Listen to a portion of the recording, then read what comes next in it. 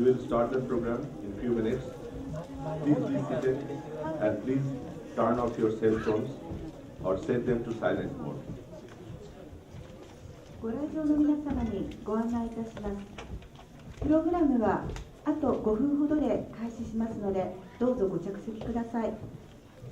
携帯電話は電源をお切りいただくか、マナーモードにご設定ください。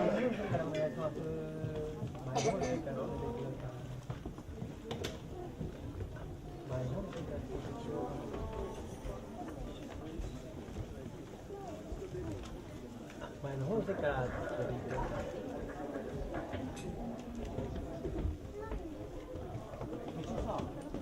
これって今もうレックしたんですけど、タイムこんなタイムからでいいの？このタイムは全く違うんです。あ、違う。前の方の席から見てればいい。あ、そうです。これ減ってきます。あ、こっち200だったから。あ、了解、すいません。はい。時間みたいなんですけどよくわかんない。前の方の席から進めていってください。はい。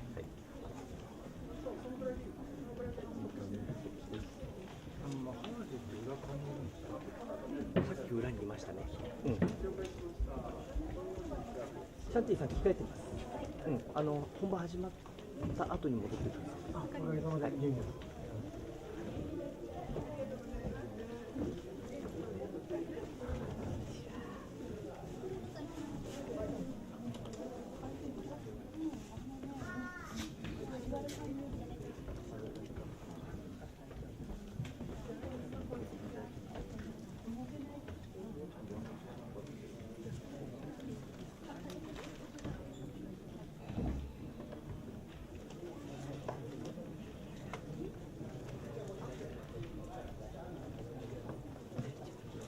前の方の席から詰めていってください。前の方の席から詰めていってください。前の席から詰めていってください。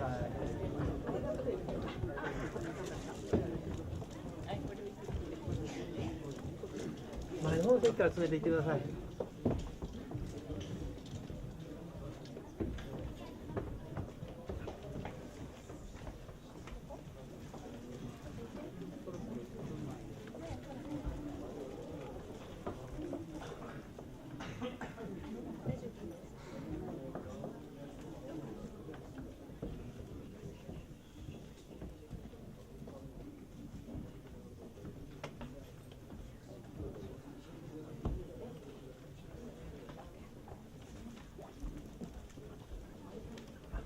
前の方の席から詰めて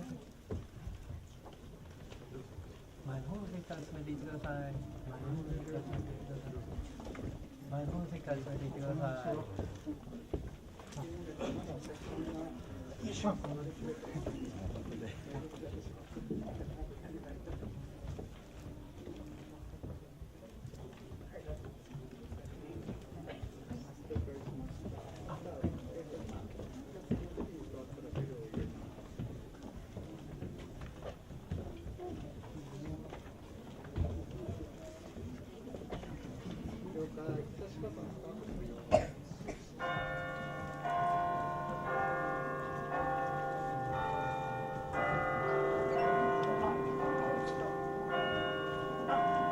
また少なくなってきたら言いに行きます。はい。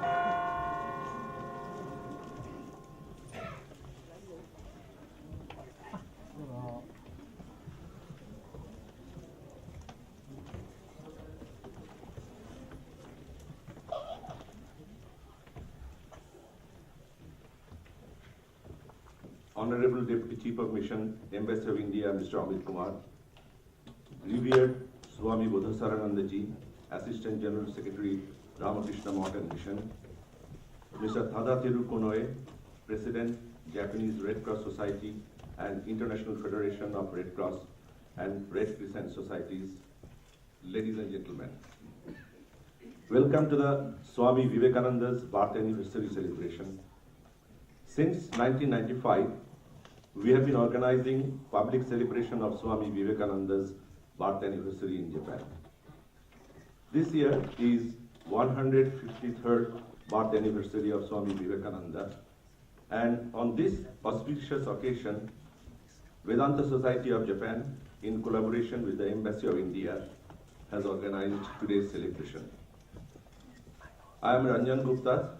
a member of the organizing committee of the Swami Vivekananda celebration. I am very much honored to be here today as your English language master of the ceremony. The Japanese language MC will be Miss Satsuki Yokota, a professional translator. Ms. Satsuki is a member of the Vedanta Society and also the editor of the Japanese monthly electronic newsletter of the society. The theme of this year's celebration is selfless service. インド大使館首席講師アビート・クマール閣下、ラーマクリシュナ・マト&ミッションアシスタント・ジェネラル・セクレタリースワーミー・ボダサラーナンダ氏、日本赤十字社社長、国際赤十字赤新月社連盟会長近衛忠輝様、ご来場の皆様、本日はスワーミー・ビベーカーナンダ生誕記念祝賀館にお越しいただきありがとうございます。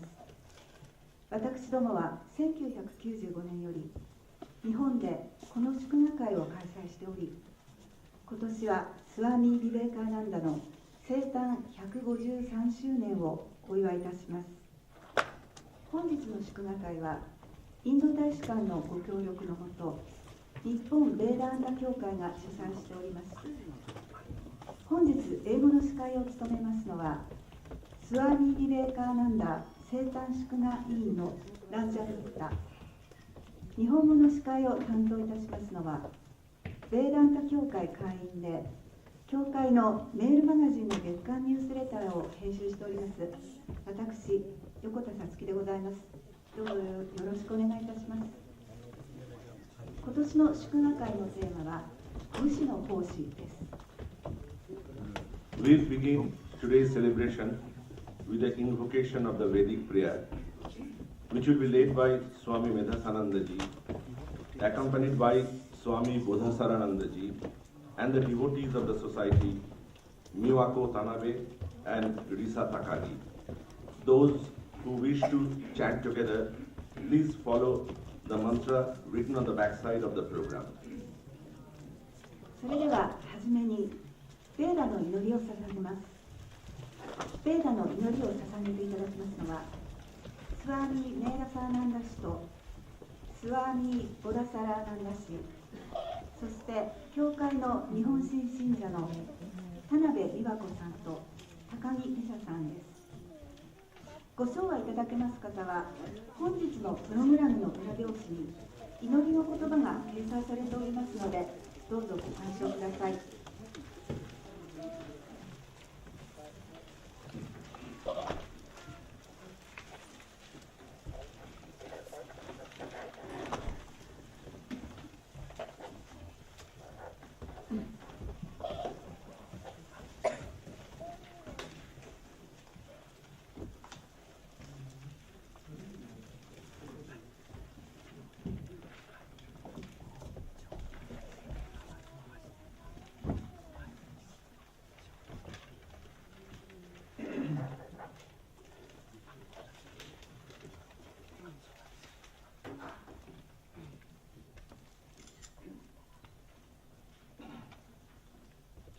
Shri Gurubhyo Namaha Harihi Om Sahana Vavatu Sahano Bhunaktu Sahaviryam Karavahai Tejasvinavadhitamastu Ma Vidvishavahai Om Shanti Shanti Shanti Harihi Om Tacchayora Vrinimahe Gatvi Yajnaya Gatvi Yajnapataye Daive Swasti Astu Naha Swastir Manushebhyaha Urdham Jigatu Deshajam Shamno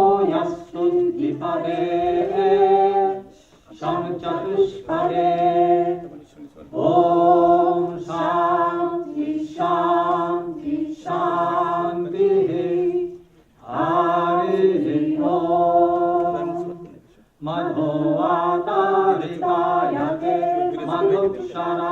सिन्धवः माद्रेर्नः सन्तोषभिः मधो नक्तमुतोषसि मधुमः पार्थिवकं रजः मधुदोरस्तु न पिता मधुमन्नो वनस्पतिर्मधुमह्यमस्तु सूर्यः माद्भिर्गावो भवन्तु नः ॐ मधु ॐ मधु ॐ मधु ॐ पूर्णमदः पूर्णमिदं पूर्णात् पूर्णमुदच्यते पूर्णस्य पूर्णमादाय पूर्णमेवावशिष्यते ॐ शान्ति शान्ति शान्तिः हरिः ॐ तत्सत् श्रीरामकृष्णार्पणमस्तु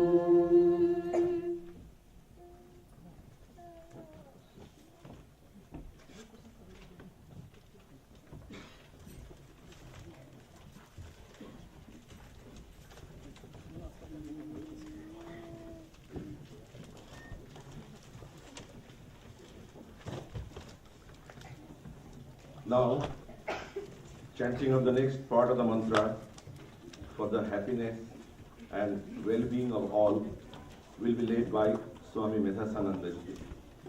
We will request all of you to stand up and chant following Swamiji.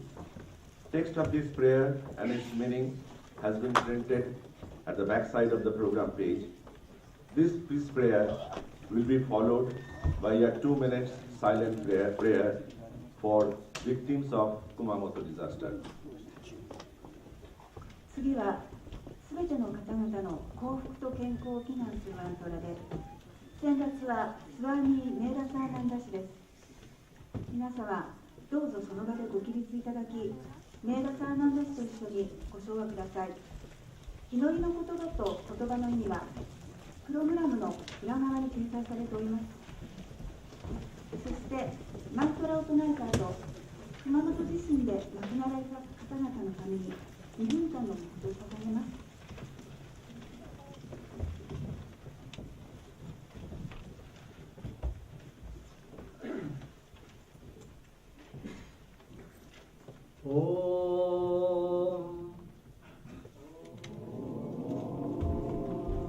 アサトマサダガマヤ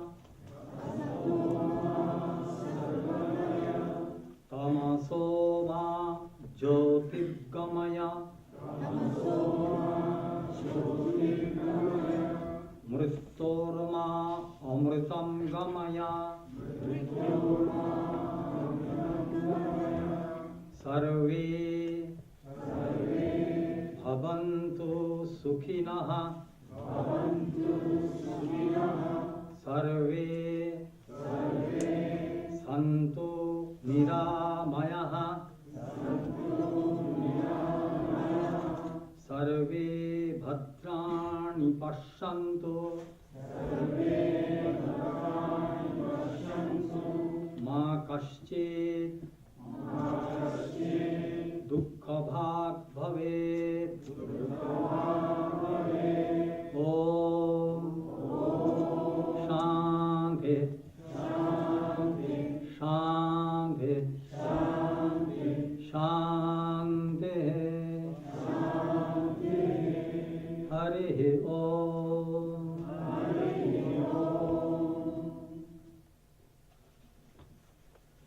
We'll now start 2 minutes silent prayer. では2分間の黙祷をいたします。黙祷。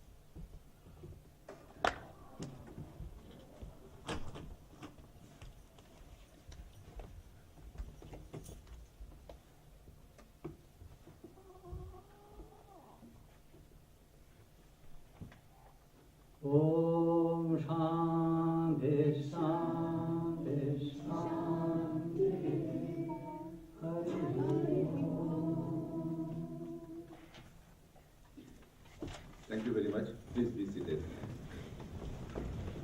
皆様ありがとうございました。どうぞご着席ください。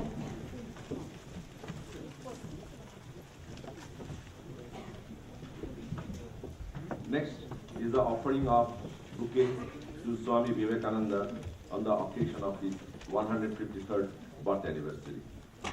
Bouquet will be offered by Swami Bodhisarananda ji. 続いて、スワミ・ビベーカーナンダの生誕153周年を祝う花束奉納の儀式です。スワミ・ビベーカーナンダに花束をご奉納いただきますのは、スワミ・ボダサラーナンダ氏です。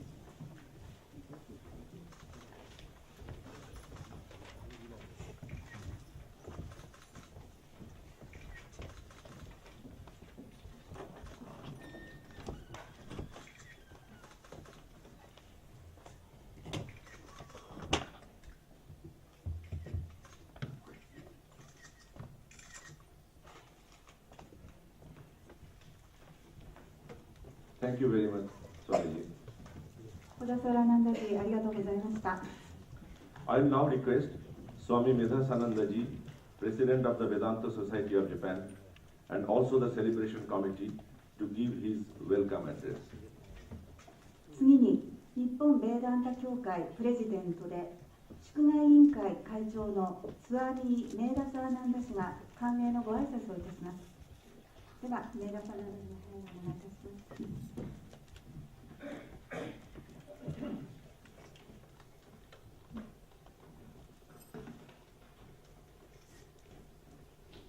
Distinguished guests and dear friends,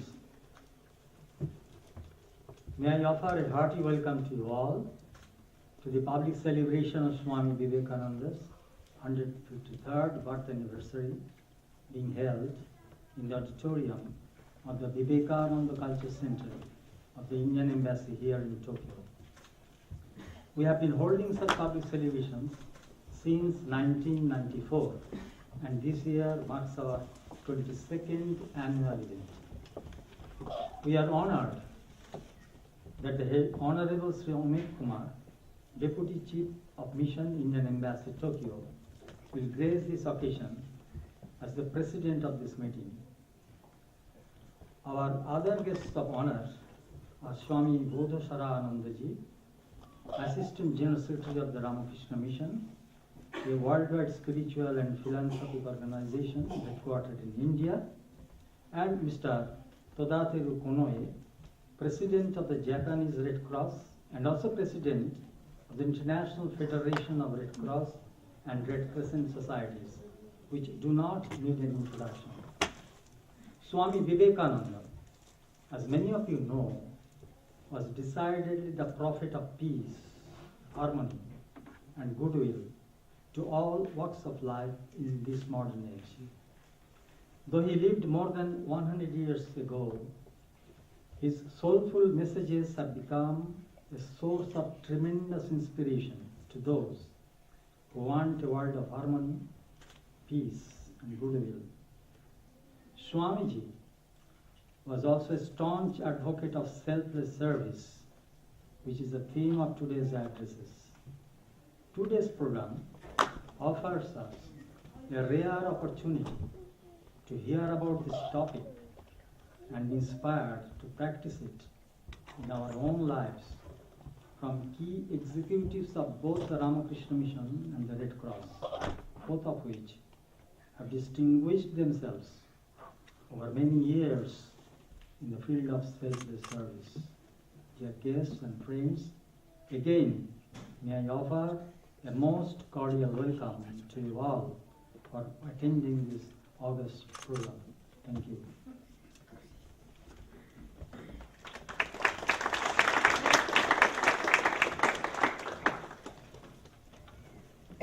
Next in the program is the release of special issue of the Vedanta Society's bi-monthly magazine, Universal Gospel.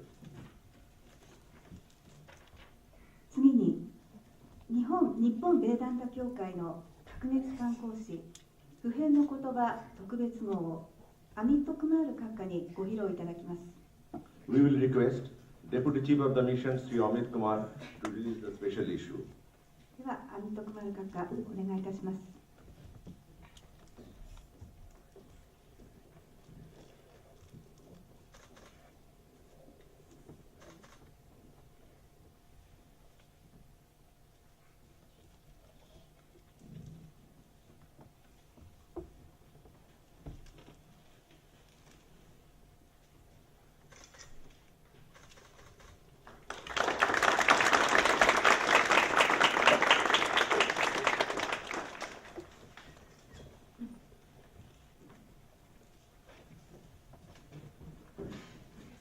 Thank you very much, Your Honor. Next, クマル閣下、ありがとうございました。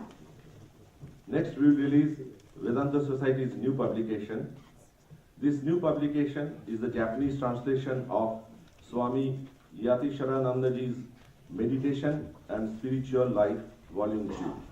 May I request Mr. Konoe to release this book? 続いて、日本ベーダンタ協会の新刊書であるスワミ・ヤティシュワラーナンダ氏の著書「瞑想と冷静の生活」第2巻日本語版を近衛忠輝様にご披露いただきます。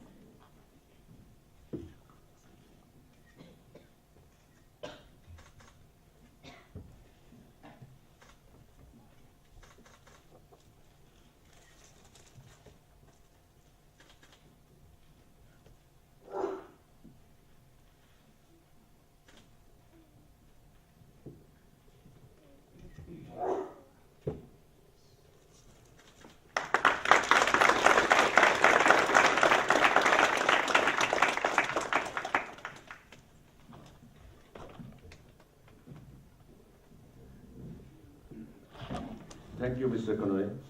近衛様、ありがとうございました。 I'll now request Deputy Chief of the Mission, Sri Amit Kumar, to say a few words to grace the occasion. では、インド大使館首席公使アミトクマール閣下に簡単なスピーチをいただきます。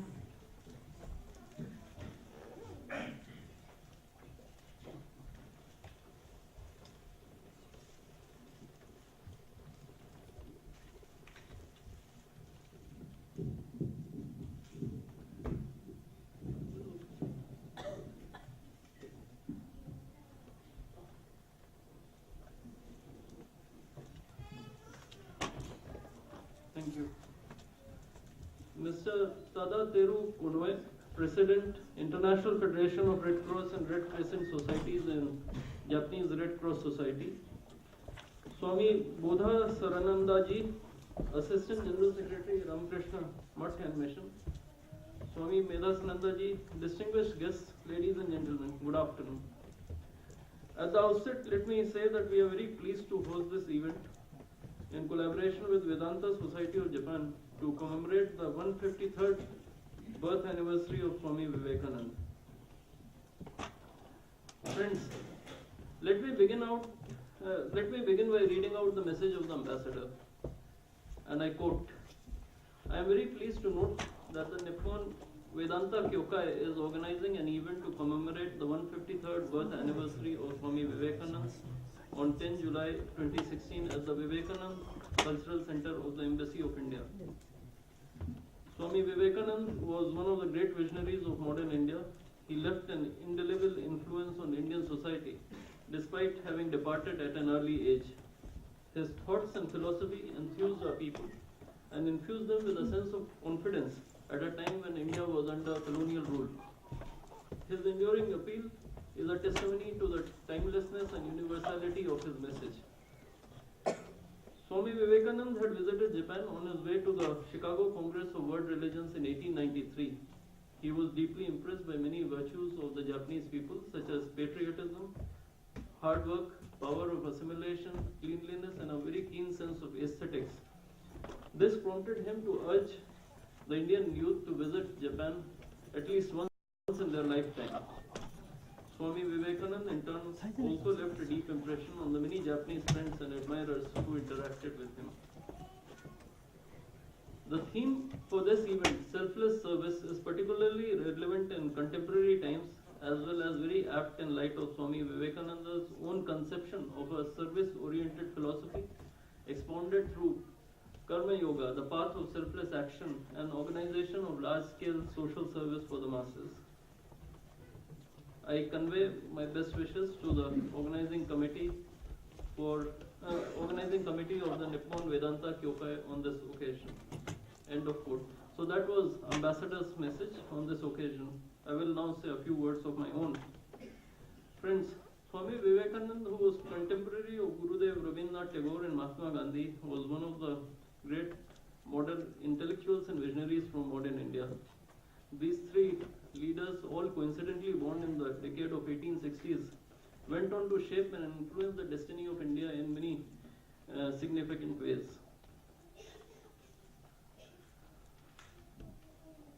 Swami Vivekananda did not live long but had a remarkable influence on Indian society. As Ambassador has noted, at that time his philosophy transformed the society and helped the nation regain its confidence. At the time when the self-esteem of our people was low and many Indians looked at the West for role models and idols, Swami Vivekananda infused a new sense of confidence and pride in them. Swami Vivekananda blended deep spirituality with an intense spirit of critical inquiry. On the Hindu religious practices at the time, he said, and I quote, "The present religion of the Hindus is not in the Vedas, not in the Puranas, nor in Bhakti, nor in Mukti." End of quote. He also added that the religion had degenerated into a state which was neither the path of reason nor that of knowledge. It was a path of don't touchism. He rationally questioned as to how those who could become impure merely at a breath or touch of another person could purify others. Swami Vivekananda's speeches at the Parliament of Religions in Chicago in 1893 created a sensation. With his simple words, delivered with fierce intensity, Swamiji argued that religion is all about self-realization. It was not about talk, not about doctrines, not about theories. However captivating they might have been, it was about being and becoming, not hearing or acknowledging. For him, religion was the manifestation of the divinity already in man. It was this belief that the divinity was already manifest in every man that led him to formulate the philosophy of service expounded through Karma Yoga. He said, and I quote, "I have understood this as the real truth. God is present in every jeev. There is no other God besides that. Who serves jeev serves God indeed." End of quote. In explaining his philosophy of service, Swami Vivekananda drew upon the ancient wisdom contained in the Bhagavad Gita, which advocates the path of Karma Yoga, salvation through the path of selfless action. He particularly quoted the following verse, which is perhaps the single most referred verse from this book. Karmanev adhikaraste ma phaleshu kadachan ma karma phal hetur bhurma te sangostaka karmani. The meaning of this verse is that you have a right to work, but not to its fruits. It additionally says, let not the fruits of action be your motive, nor let your attachment lead to inaction. The original verse used by Lord Krishna was to address self-doubts plaguing the mind of mighty warrior Arjun as he faced his cousins and uncles on the battlefield. Lord Krishna urged him to discharge his responsibilities for the good of the country and the society, moving beyond one's immediate circle of family and friends.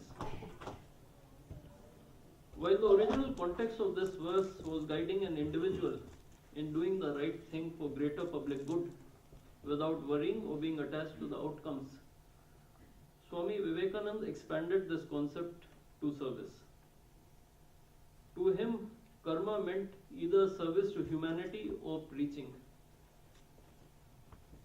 To do real preaching, he said, none has the right except the Siddha Purush, the one who has realized the truth. Since very few can become Siddha Purush, the rest or most others must devote themselves to service of humanity. Indeed, he said, and I quote, "To service everyone has the right, and not only so, everyone is under obligation to serve others so long as he is accepting service from others. End of quote. Swami Vivekananda therefore explained the role of selfless service as a service which is rendered in the spirit of offering to God, that is without the fruits of action, where the thought that I am doing this or I am doing that is absent. The service is to be rendered without the desire for name or fame. He also advocated that selfless service needs to be done in an organized way, in a large scale way, so as to reach out to the many, to bring and involve all those who want to help out, to enable them to learn to be part of the bigger I and to make it sustainable. While Swami Vivekananda kept away from politics, he regularly stressed the importance of liberty and equality and the need to raise the masses. He believed that the neglect of masses and the inferior position of women in society were the two main causes of India's downfall. For him, mass mobilization of people for service was therefore a way to uplift our society. Swami Vivekananda also deeply influenced the leaders of the Indian freedom movement. Pandit Nehru has acknowledged that many of his generation were powerfully influenced by him.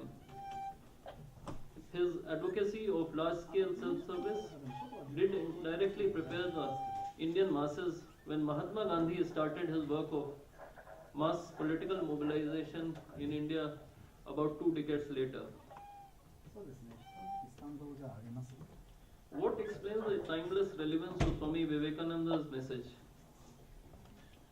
I think they remain relevant today because they dealt with fundamental matters and aspects of problems facing us, our lives, the society and the world. For example, the importance of service in today's world can hardly be overemphasized.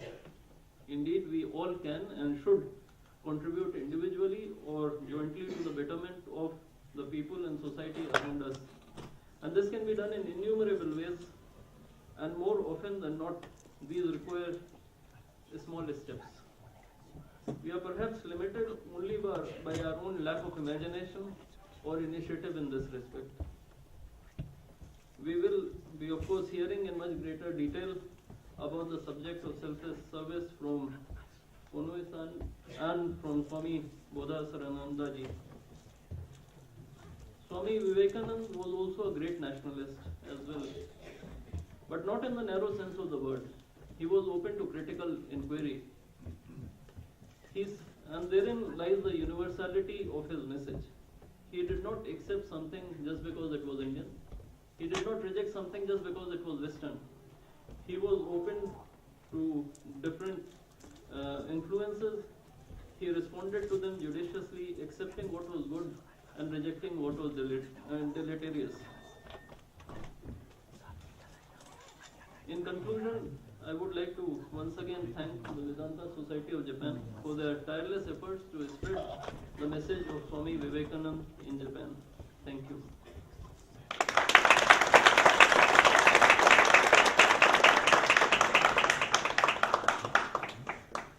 Thank you very much, Your Honor. Next, we will show 3 short videos. The first one is from Ramakrishna Mission with headquarters in India on their relief services. The second video is about Nippon Vedanta Kyokai's relief services. The third video is about the services of Japan Red Cross Society. ではここで皆様に短いビデオを3本ご覧いただきます。1本目はインドに本部を置くラーマクリシュナミッションの災害支援活動を収めたビデオ。2本目は日本ベーダンタ協会の支援活動。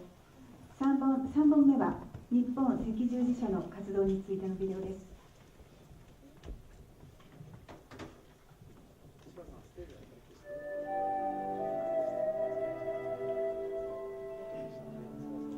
Victims of natural and man-made disasters are a prime concern to Ramakrishna Mission.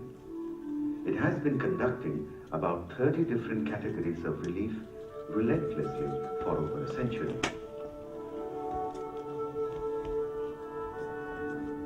The headquarters of the mission operates independently or in collaboration with branch centers. Monks and volunteers conduct relief with contributions from donors. The immediate needs of victims are met through primary relief. Rehabilitation is also provided when necessary. 15th of May 1897. Only 2 weeks after it was founded, Ramakrishna Mission began its first organized relief operation. Swami Akhandananda, inspired by Swami Vivekananda, served people ravaged by famine in Mahula, Murshidabad district, West Bengal. Later, in August 1897, Swami Trigunatitananda carried out famine relief at Dinajpur in North Bengal. In the following year, a plague epidemic seized Calcutta. Swami Vivekananda responded to it by drafting a plague manifesto to quell the hysteria. Subsequently, segregation camps were erected and public sanitation carried out. Plague was again rampant in Calcutta the following year. Relief was undertaken by Sister Nivedita, Swamis Sivananda, Shubodhananda and Sadananda. Nivedita inspired students by her example. Plague, cholera, malaria and other epidemics were recurrent menaces that often broke out in the early 1900s and later in relief camps in the midst of other relief operations. The mission never shied away from responding, in spite of the vulnerability of monks and volunteers to contracting disease.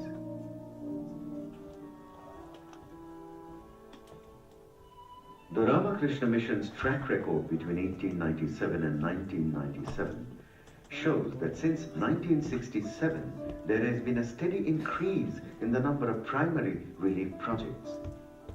Between 1897 and February 2003, flood relief, constituting about 20% of all relief operations, was Ramakrishna Mission's most common campaign.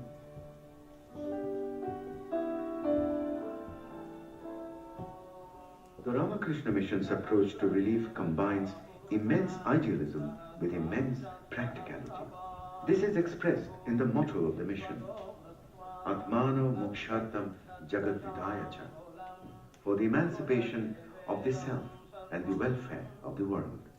The immense idealism of the Vedanta philosophy, which declares the divinity of man and the unity in diversity, was revitalized and given a practical dimension by Sri Ramakrishna, Holy Mother and Swami Vivekananda.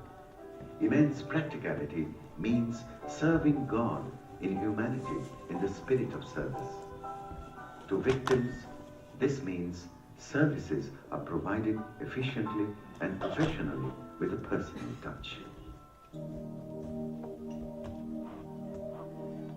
The Ramakrishna Mission has also responded to disasters across India's borders.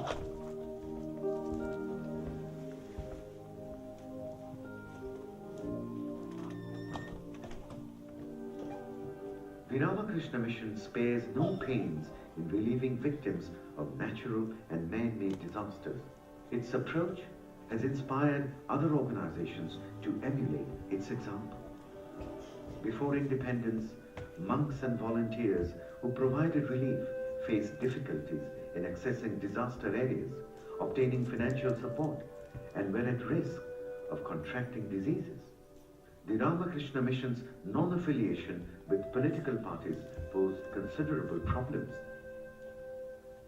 Hurdles apart, Ramakrishna Mission's soldiers on undaunted, serving people in distress as a form of spiritual practice.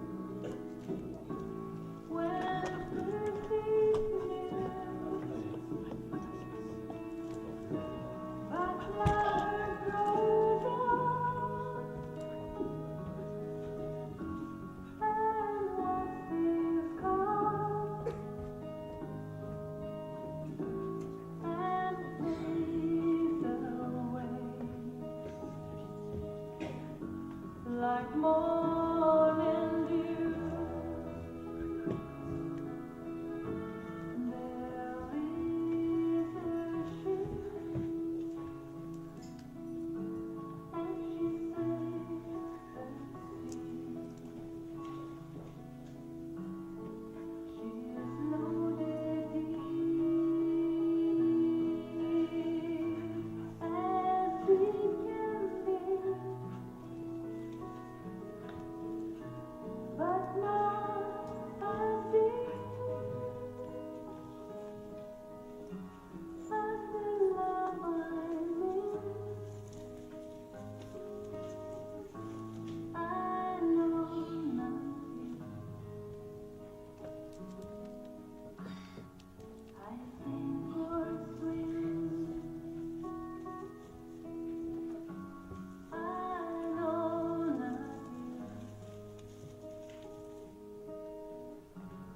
I sink or swim.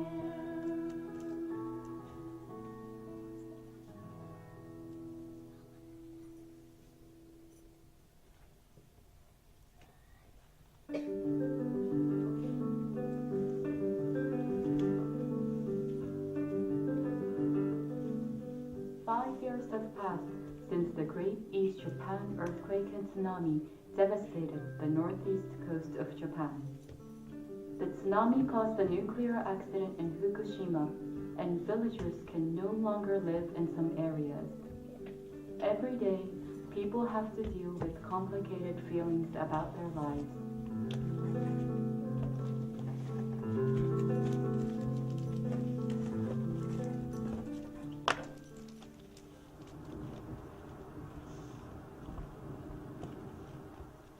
Katsurao Village, Fukushima Prefecture. After the Fukushima Daiichi nuclear power plant accident, people in the whole village had to evacuate. Villagers are only permitted to visit their homes for short periods, even after 5 years. Mr. and Mrs. Shinkai have visited their previous house to prepare their return. The house is in poor condition after having been abandoned. 原子力災害がその当時はあまり分からなかったというところが正直なところですかね。村の住民の方々はやっぱり帰っていいのか帰らないか、迷っているのでなかなか、皆さん複雑な思いがあって心配が絶えないような状況かと思いますね。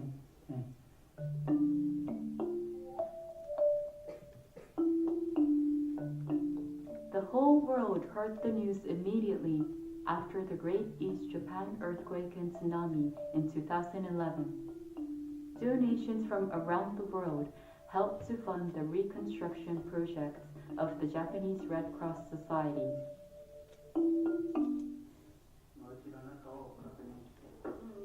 Mr. and Mrs. Shinkai now live in temporary housing in Koriyama City, Fukushima. Their life so far away from their hometown is inconvenient, and they worry about the future. 避難生活もそうですね、5年目に入りましたけれども、今後の見通しが立っていないところが大きいので、落ち着いてはいないという、毎日の生活は慣れてはきているというようなところですかね。Donations from the world to the Japanese Red Cross Society help to support the affected people in various ways. October 2015. Mr. Shinkai's second daughter, Midori, joined the Japanese Red Cross Society as a volunteer at an international festival in Tokyo. 私自身、東日本大震災で被災したときに、日本赤十字社がさまざまな支援を行っていて、そこで興味を持って、それとあと高校の時に赤十字の献血の呼びかけのボランティアなどをやって、赤十字のさまざまな活動に興味を持って大学ではもっと深いボランティアをやりたいと思います。The support she received taught her how important people are to each other. 人は一人で生きていけないんだなってはすごい実感しました。全国各地からの支援がすごいあったかかったです。災害支援とかの分野で将来仕事できたらいいなって思っています。Iwaizumi Town, Iwate Prefecture. Public housing was built in this inland town for the affected people. When the disaster struck Omoto town by the sea, Ms. Chizuko Hakoishi moved first to an evacuation center, then to temporary housing, and finally to public housing. みんなで本当に必死で山へと上がってきましたね。それで神社から下見た時にも元の町が全部流されて行くのが見えたんですけどね。次の日海を見た時に穏やかな海が見えたんです。だから一体山のような黒い波は何だったんだろう。今でも不思議ですね。でも今ようやく住宅に入って落ち着いて約5年経つんですけど、落ち着いたら今私は一体何をしてんだろうってすごく虚しさだけが今残ってます。Previously, she had owned a liquor store and was always very busy. After the disaster, her life changed completely. 今まで全然もう汗をかいたことがなかったんですよ、私が。そしたらもうノルディックをやるようになって汗をかくようになった。体調がいいですね。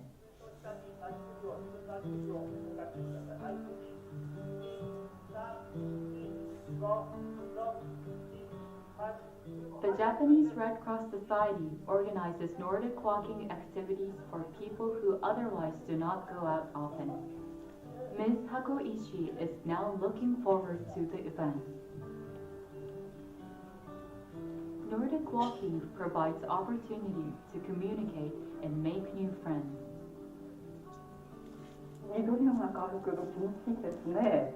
いつも狭いところにいるので、なんかホッとするようですね。仮設あるいは災害公営住宅に移った方でもほとんど運動をしないという方々が多いので、歩くという基本的なことをですね、皆さんにやってもらうことで心肺機能だったり筋肉だったりというのがまた復活してきて、前のように外で歩いて楽しく歩いてということで、いわゆるナチュラルケア対策も増えるので、いろんな面でですね効果は出てるんだろうなと。During the 5 years, the Japanese Red Cross Society has provided various relief activities.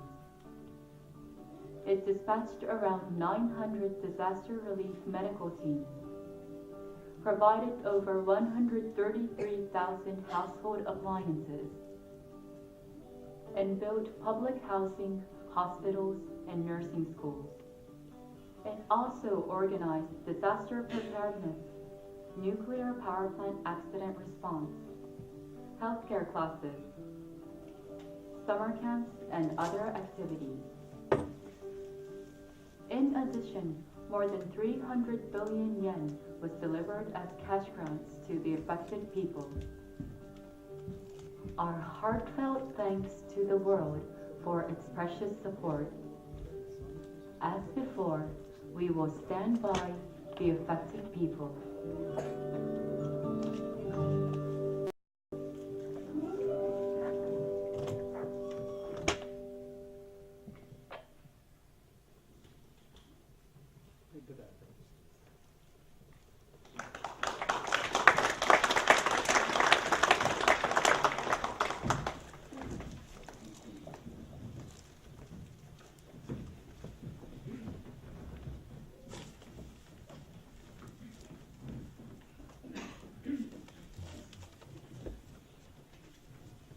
After this video shows, I will now request honorable speakers for this year's theme to deliver their speeches.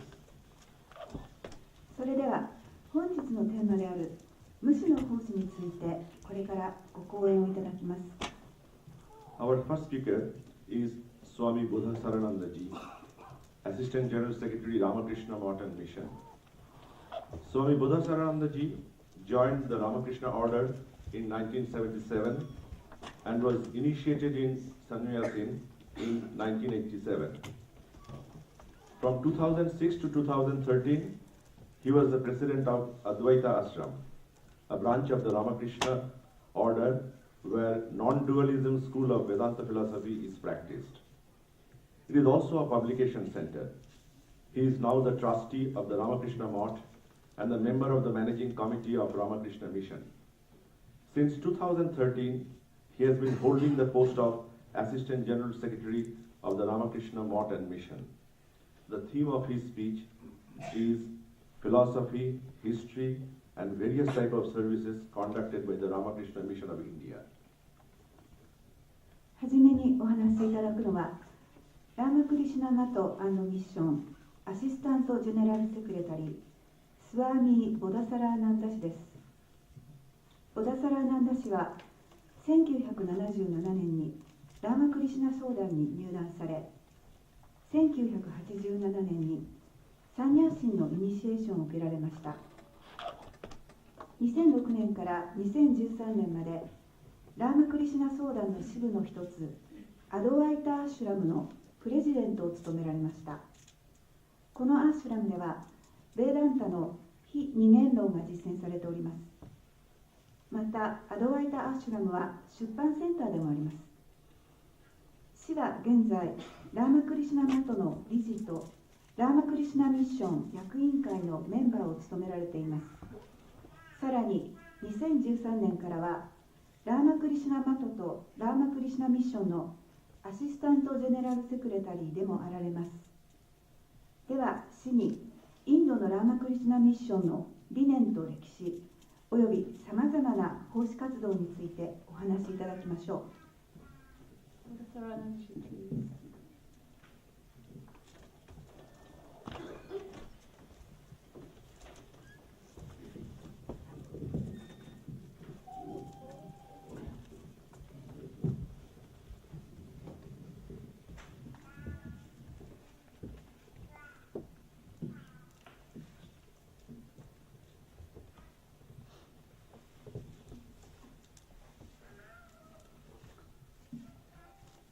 At the outset, let me invoke the blessings of Swami Vivekananda.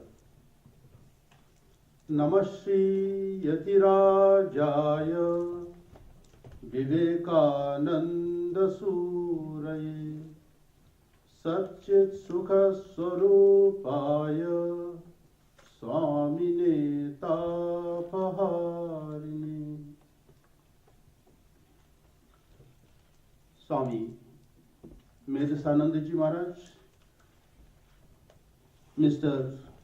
Tadateru Konai, President, Japanese Red Cross Society and International Federation of Red Cross and Red Crescent Societies, Mr. Amit Kumar, Deputy Chief of Mission, Embassy of India, distinguished guests, ladies and gentlemen. I deem it a privilege to be present here in this 153rd birth anniversary of Swami Vivekananda that's being observed by Swami Vivekananda Birthday Celebration Committee in collaboration with the Vedanta Society of Japan. I have been asked to speak about the service activities of the Ramakrishna Mission. Ramakrishna Math and Ramakrishna Mission are worldwide, non-political, non-sectarian spiritual organizations which have been engaged in various forms of humanitarian and social service activities for more than a century. Inspired by the ideals of renunciation and service, the monks and lay devotees of the Matan mission serve millions of men, women, and children without any distinction of caste, religion, or race, because they see the living God in them. The organizations were brought into existence by Sri Ramakrishna, the great 19th century saint from Bengal, who is regarded as the prophet of the modern age, and Sri Ramakrishna's chief disciple, Swami Vivekananda, one of the most foremost thinkers and religious leaders of the present age, who is regarded as one of the main molders of the modern world, in the words of an eminent scholar, Mr. A.L. Basham. Although Ramakrishna Mutt and Ramakrishna Mission are legally and financially separate, they are closely interrelated in several ways and are regarded as twin organizations. The twin organizations have set in motion a non-sectarian, universal spiritual movement which has been silently working for more than 100 years to catalyze the spiritual regeneration of humanity. The chief catalyst in this ongoing transformation is India's ancient religious philosophy known as Vedanta. Although several other systems of philosophy arose in India at different times, they were confined to small groups. Vedanta alone has remained the dominant philosophy of India's religious tradition from Vedic times to the present day. In modern times, this ancient system of thought has been purified, unified, and energized by Sri Ramakrishna and expounded in the modern idiom by Swami Vivekananda, and thus made available to all people all over the world without any distinctions of caste, creed, or race. The spiritual power generated by Sri Ramakrishna through his unprecedented spiritual practices got transmitted to different parts of the world through his direct disciples. At the moment, Ramakrishna Mutt and Ramakrishna Mission have 186 centers. Out of these, 140 centers are in India and 46 centers are outside India. In foreign countries, the Ramakrishna Mission centers are generally known as Vedanta societies. Besides, there are more than 1,200 unaffiliated centers which are working on similar ideals as the Ramakrishna Mission. Thus, the message and power of Sri Ramakrishna has been spreading in ever-widening circles to form what may be termed the Ramakrishna movement. The Ramakrishna order does not believe in conversion, nor does it indulge in occult or the sensational. The Ramakrishna Mission places utmost importance on personal spiritual unfoldment and selfless service.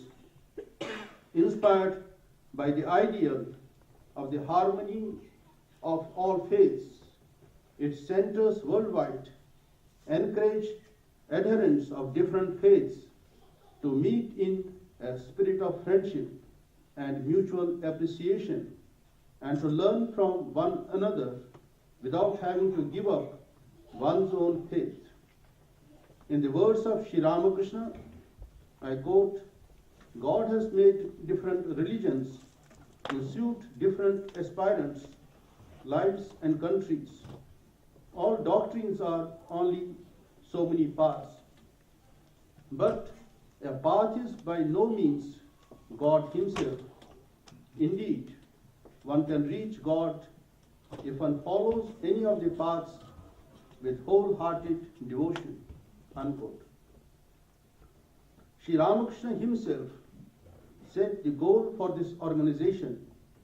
One day, while the concept of compassion according to Vaishnava tenets was being discussed, Sri Ramakrishna, emerging from ecstasy, burst out, "Compassion for creatures, you fool, an insignificant worm crawling on earth, you to show compassion for others. Who are you to show compassion?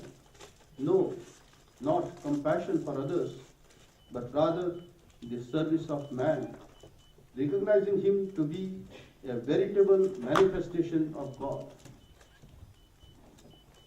Everyone present there heard those words, but it was Vivekananda who alone understood the profound significance of this revelation. Outside the room, he said to others, I quote, "What a wonderful light I have discovered in these words of the Master.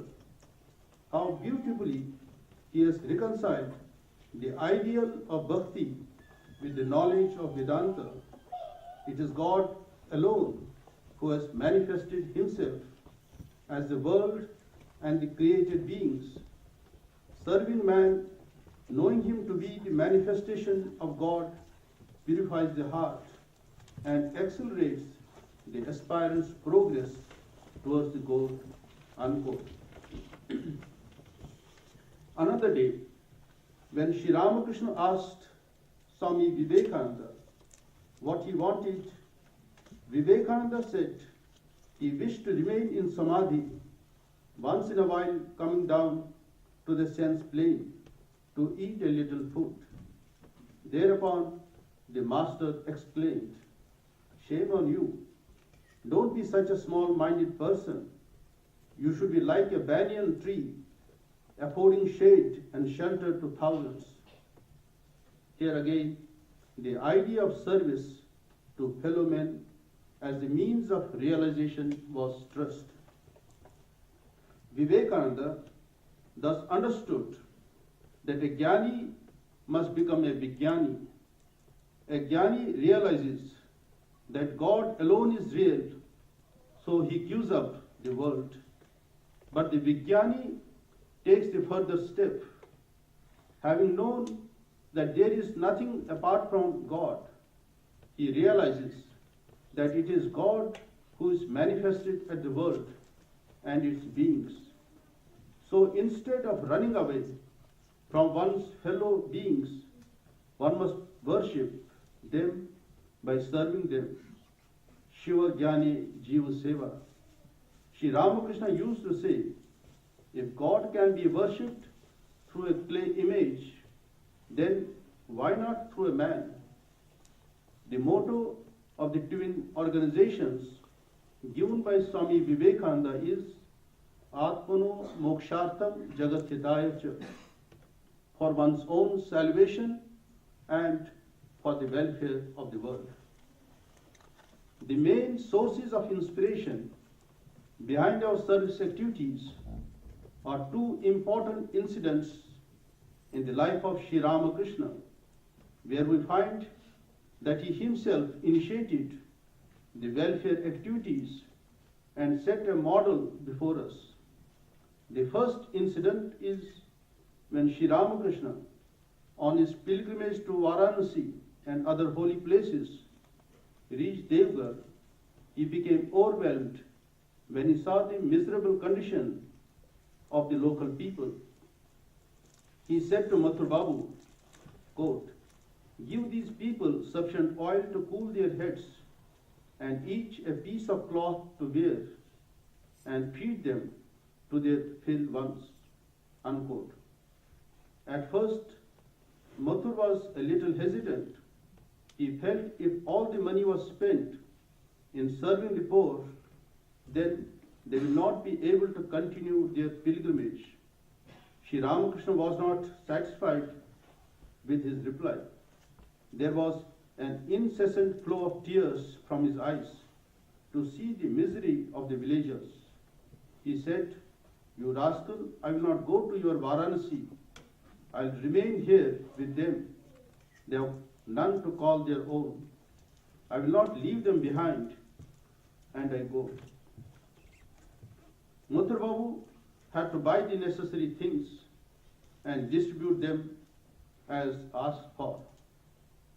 Another instance is to the point.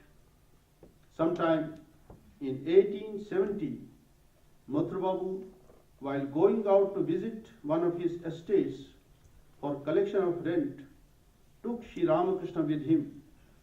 His tenants at that time were passing through a crisis. For 2 consecutive years, the harvest had failed, and this had brought the people of the locality to the verge of starvation. Sri Ramakrishna's tender heart was shocked by the sight of appalling poverty around them. He asked Mathur Babu to feed the tenants and help them financially instead of demanding his dues from them.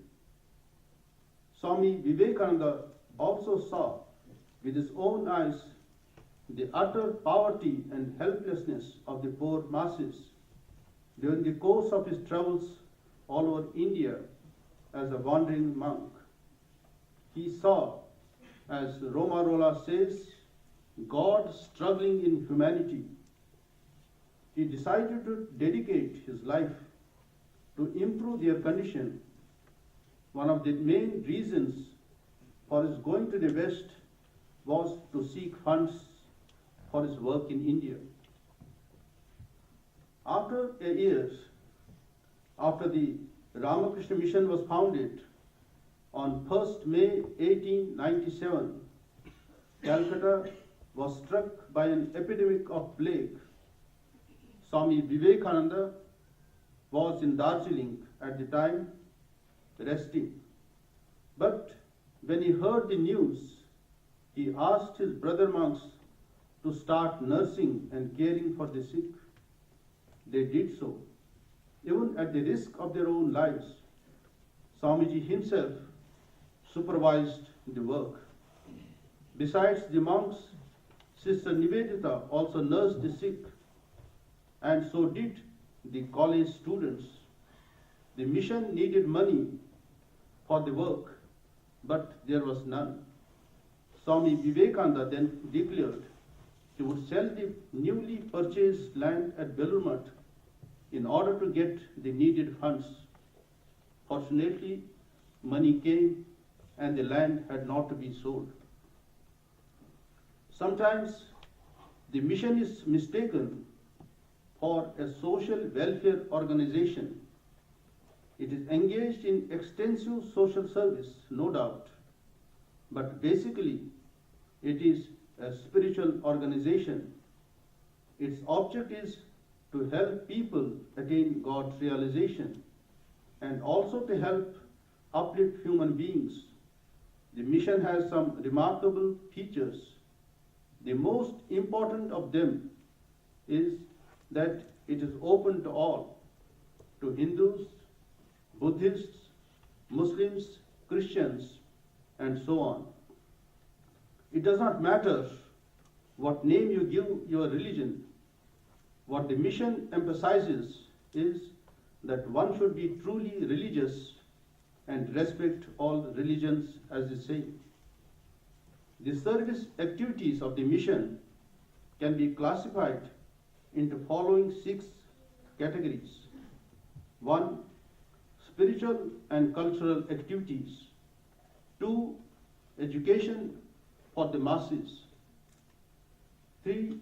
Medical services. 4. Relief and rehabilitation. 5. Rural and tribal development. 6. Welfare work. 1. Spiritual and cultural services. Swami Vivekananda wanted to deluge the world with spiritual ideas and also uplift the masses. He was of firm opinion that just as we should be physically and intellectually strong, we must also strengthen our spiritual foundation so that the so-called economic development does not destroy our moral fiber. With that end, we have published a lot of literature on Sri Ramakrishna, Vivekananda, and Indian cultural heritage in various languages. We also conduct lectures both within and outside our centers. We have published about 3,500 titles in many languages through our various publication departments. 2. Education for the masses. Swami Vivekananda's aim in starting various educational institutions was to teach the so-called secular subjects called modern sciences, technology, vocational oriented sciences, arts, English, etc. on the one hand, and the so-called spiritual subjects like the ancient Upanishads, Vedic literature, Sanskrit, etc. on the other hand, was to create a complete human being, fully developed in head, heart, and hand. He wanted that Belur should ultimately blossom into a full-fledged university. The Mutt and Mission run one university with 5 off-campus faculty centers, 12 colleges, including one Sanskrit college, 507 schools of different grades, 2 schools of languages, 4 polytechnics, 6 junior technical and industrial schools, 79 vocational training centers, 100 hostels, 6 orphanages, 2 centers for the disabled, 1 school for Vedic education, and 129 non-formal education centers. The total expenditure incurred on these activities was about 288 crore rupees during 2014-15. A few lakh of students are being benefited every year through the above institutions. One of the fundamental characteristics of the Ramakrishna Mission institutions imparting education is the active involvement and dedicated service of a large number of monks. Another characteristic is that both sacred as well as secular education is imparted to the students. 3. Medical services. Seeing the suffering of the ailing monks at Haridwar and Rishikesh, Swami Vivekananda commissioned his disciple Swami Kalyanananda to go and look after them. Living on alms, Swami Kalyanananda and his able assistant Swami Nishchayananda opened a 2-room dispensary at Kankal and attended not only to monks but also to other ailing poor people. Often the Swamis had to carry the patients on their back and clean their bodies. The Orthodox monks hated them. They called them scavenger monks, but now they are respected in high esteem. In course of time, this dispensary became a very big hospital. Later, the mission started many hospitals at Varanasi, Vrindavan, Mayavati Himalayas, Kolkata, Lucknow, Trivandrum, and other places. During 2014-15, the Mutt and Mission had 14 hospitals with 2,332 beds, 113 outdoor dispensaries, and 59 mobile dispensaries. The hospitals and dispensaries are situated in cities, towns, and even in little villages in the Himalayas. and are meant primarily for the poor. More than 81 lakh patients were treated in these medical centers in 2014-15. Besides these, a considerable number of medical camps are organized, mostly in rural areas, where thousands of patients are treated, and more than 11,000 operated on for cataract free of cost. The Martyr Mission run 7 nurses training centers where about 700 students are trained in nursing every year. 3 old age homes are also maintained. During 2014-15, a sum of about rupees 187 crores was spent on medical service. 4. Relief and rehabilitation. The history of the Ramakrishna Mission's relief services is as old as that of the mission itself, because its first organized relief work was conducted by Swami Akhandananda hardly 2 weeks after the mission was founded in May 1899 by Swami Vivekananda. Swami Akhandananda drew inspiration for his humanitarian services from his teacher, Sri Ramakrishna, who used to say, if God can be worshipped through a clay image, then why not through a man? When Swami Akhandananda, while traveling as a wandering monk, reached Murshidabad, he was shocked to see the misery and utter helplessness of the local people due to famine. Though a penniless monk, he prayed to Sri Ramakrishna every day with tears in his eyes to enable him to see those poor people. Swami Vivekananda encouraged him and sent him rupees 150 with the instruction to start the work immediately. Thus began the first relief work of the Ramakrishna Mission, and it marked a new phase in the Ramakrishna Vivekananda movement. The next most important relief work was when the plague first broke out in Kolkata in the year 1898, and then it reappeared in 1899. The people panicked and started moving out of the city. Swami Vivekananda was then resting in Darjeeling. Hearing the tragic news, he rushed to Calcutta and started relief service.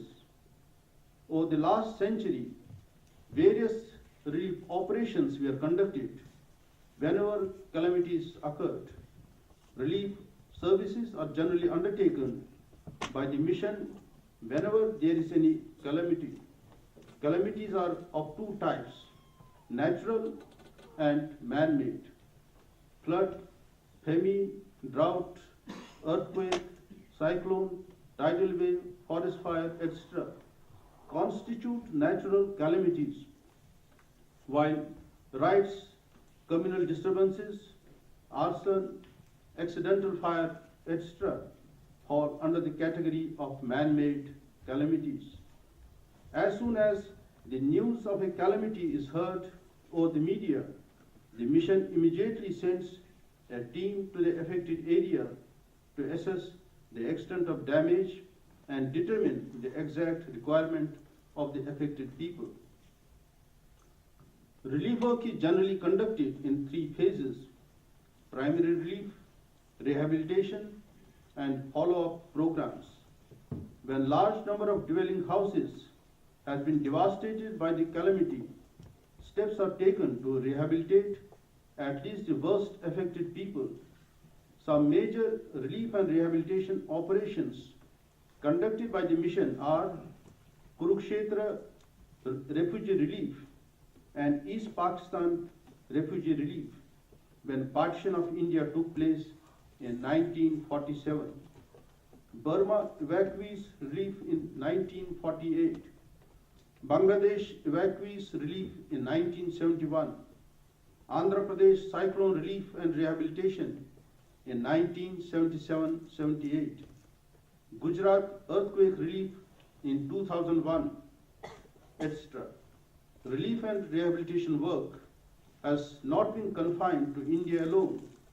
Whenever occasions arose, relief services were extended to Sri Lanka, Nepal, Bangladesh.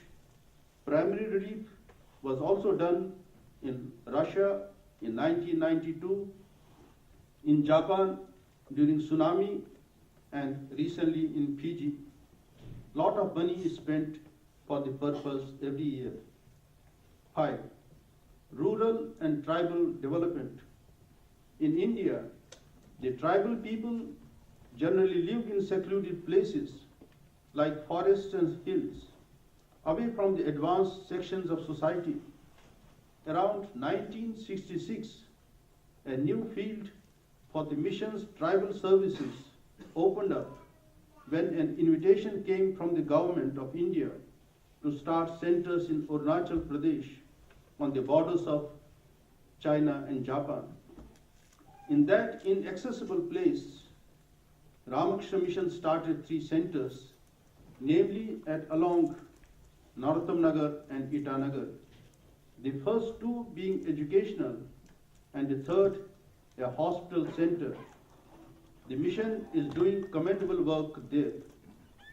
With this valuable experience, the Ramakrishna Mission now ventured into a new field of tribal work in the Narayanpur district of Madhya Pradesh. Abusmat, meaning unknown hills, is a hilly tract spread over an area of 25,000 square kilometers. Here lives a particular tribe over the last 800 years, totally unaware of civilization. When the government felt helpless in trying to reach there through their government machinery, they requested Ramakrishna Mission to take up this challenging work. The area is infested with Maoists. The mission is carrying on education, medical and agricultural work in the area, which has won many awards for us. For rural and tribal people, the Mutton Mission run 2 institutes of agriculture and 8 rural development institutes. Besides, farmers are taught improved methods of cultivation and also provided with agricultural inputs and financial help. Projects such as construction of toilets and paka houses, wasteland development, holding farmers' fairs, soil testing, planting of fruit and forest trees, etc. are undertaken. Drinking water is provided by digging bore wells and tube wells. Lastly, number 6, welfare work. Both the headquarters and its branches provide scholarships and stipends to a large number of students, medical aid to poor patients, and monetary help to aged and destitute men and women. In 2014-15, a sum of rupees 16.6 crore was spent for these purposes. This was in addition to the huge sums spent by our educational institutions for the benefit of poor students and by the hospitals and dispensaries for the treatment of poor patients. The twin organizations serve women through the maternity sections of the hospital, old age homes for women, schools of nursing, self-help groups, and vocational training centers for rural women and providing monthly allowance to widows. If the Ramakrishna Math and Mission have attained to its present stature, it is needless to say, it is because of love, sympathy, benevolence of lakhs of devotees. The large-hearted public and also benevolent institutions at home and abroad form the major sources of finance for the mission's service activities. Both central and state governments also help us to some extent in running some educational institutions by way of giving grants. I am sure we will continue to serve the needy people for centuries with your help and good wishes. Thank you.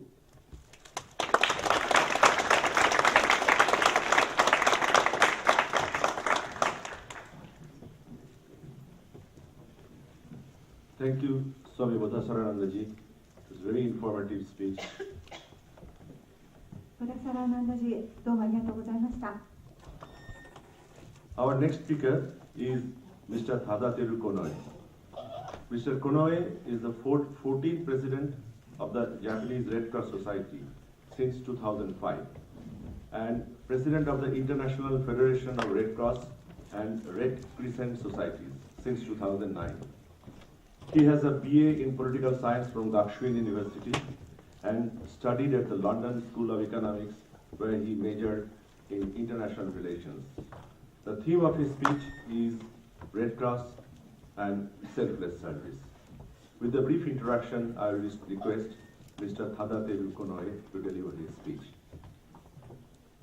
では続きまして、日本赤十字社社長兼国際赤十字赤新月社連盟会長近衛忠輝様にご講話をいただきます。近衛社長は学習院大学をご卒業後、英国のロンドンスクール・オブ・エコノミクス・ポリティカル・サイエンスに留学されました。1964年に日本赤十字社に入社され、戦後処理、救護、血液、福祉、看護師養成などの赤十字事業に従事されました。また、中央防災会議委員を務められるなど、幅広い活動をなさっています。2009年に世界190カ国が集う国際赤十字赤新月社連盟の会長にアジア人として初めて選出され、現在2期目を務められており、世界各国の紛争地域や国内外の災害被災地を訪問されています。また現在、旧御設家筆頭の近衛家のご当主でもあられます。では、近衛社長、よろしくお願いいたします。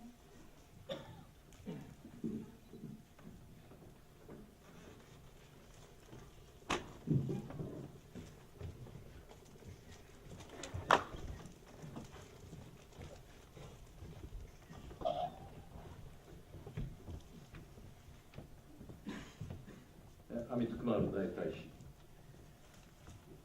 ラマクリシュナまたベーランダ、協会の関係者の皆様、そしてご来場の皆様、本日スワミ、ビベカナンダ、生誕153年の記念すべき祝賀会に、お招きをいただきまして誠にありがとうございます。153年前というとちょうど1863年になりますけれども、実は赤十字が生まれたのもこの1863年でございます。そういう大変、ご縁のある年に、こういう機会を与えていただきまして誠にありがとうございます。ご承知の方も多いと思いますけれども、赤十字は戦争の犠牲者を、敵味方の区別なく救護するために、今申し上げたように1863年に生まれております。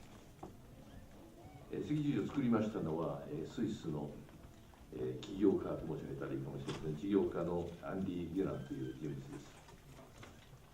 そのきっかけは1859年、仕事のためにたまたま訪れたイタリアで、イタリア統一をめぐるオーストリアとフランスの世紀の大戦に遭遇し、戦場に打ち捨てられた傷病兵、傷ついた兵士たちの無残な姿に心を打たれたということであります。それを何とかしようということで、ほとんど3日3晩、その急の教活に携わった。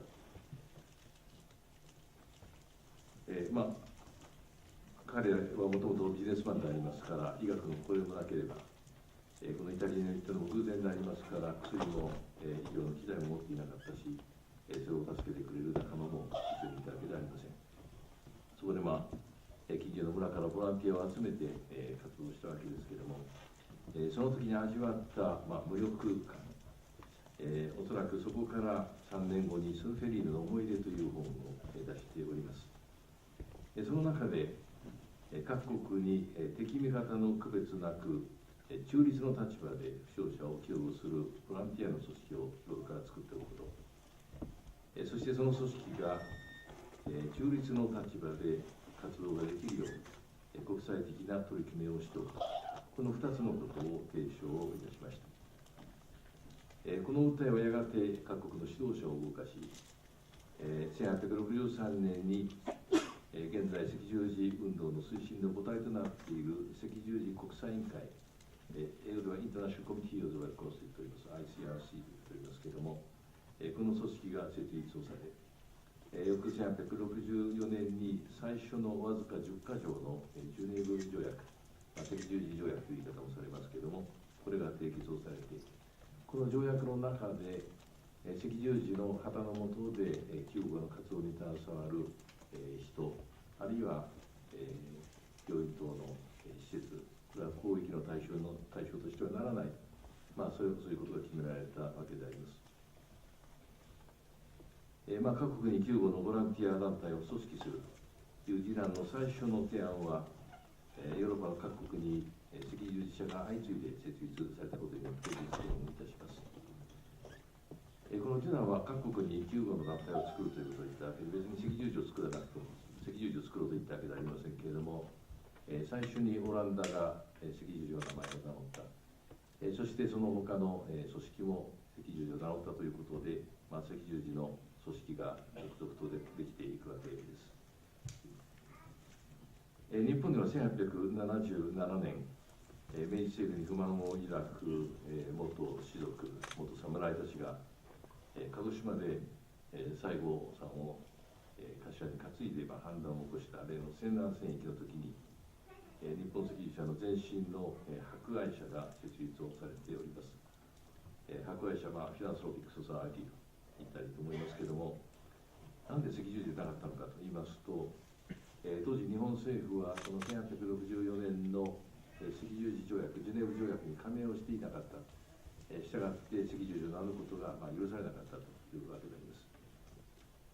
そこで1886年に条約に加盟をしたことによって、その翌年にこの博愛社は日本赤十字社に生まれ変わっております。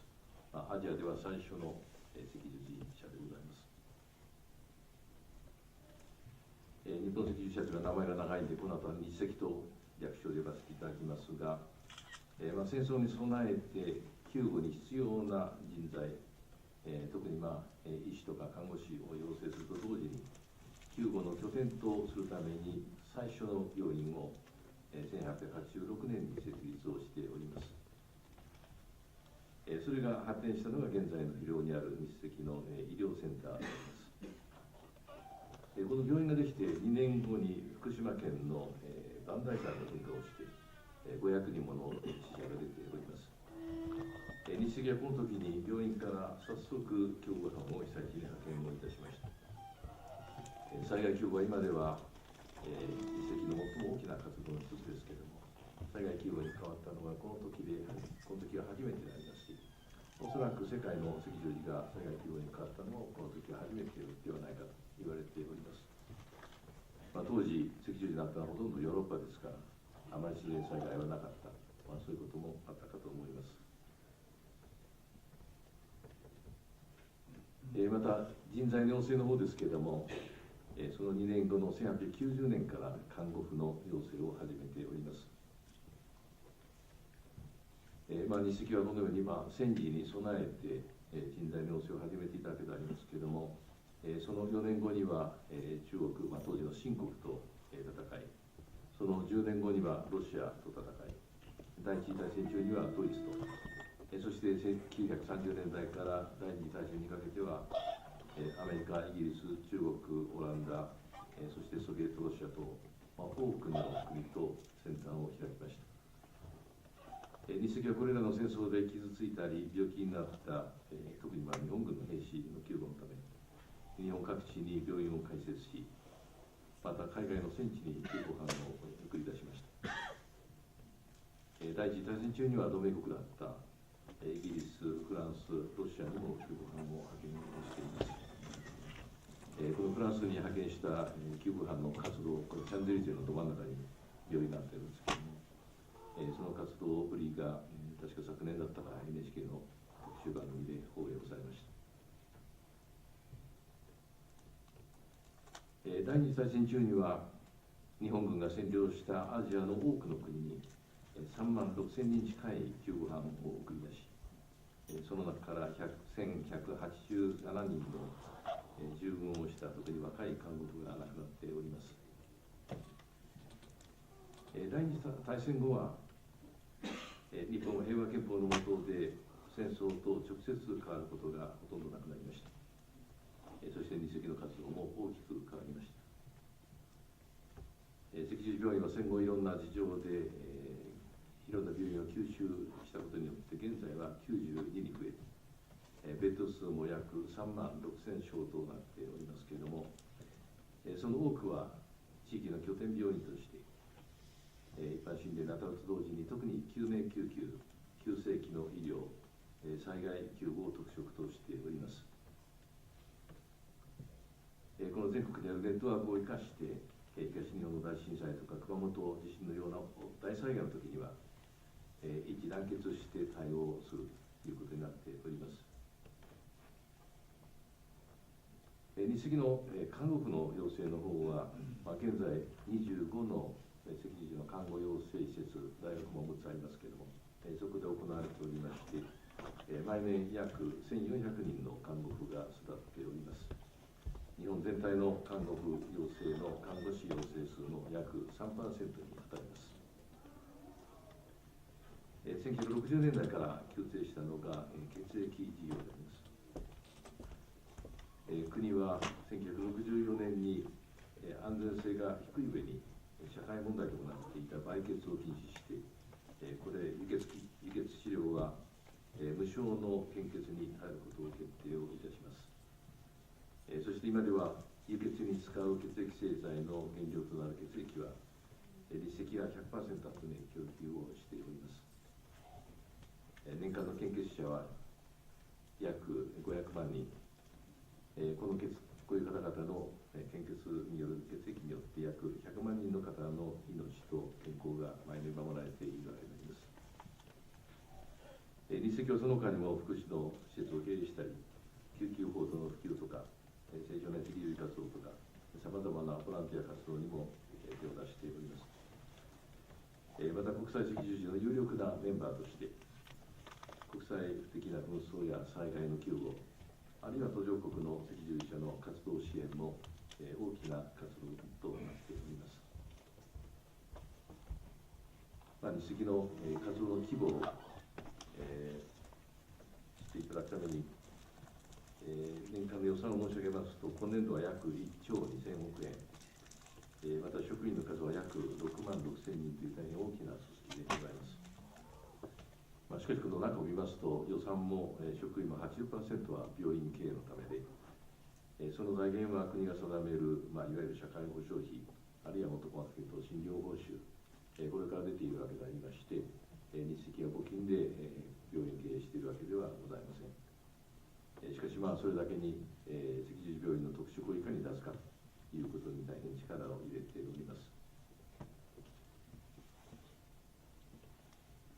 血液需要も同じように国の診療報酬の中から出ているということになります。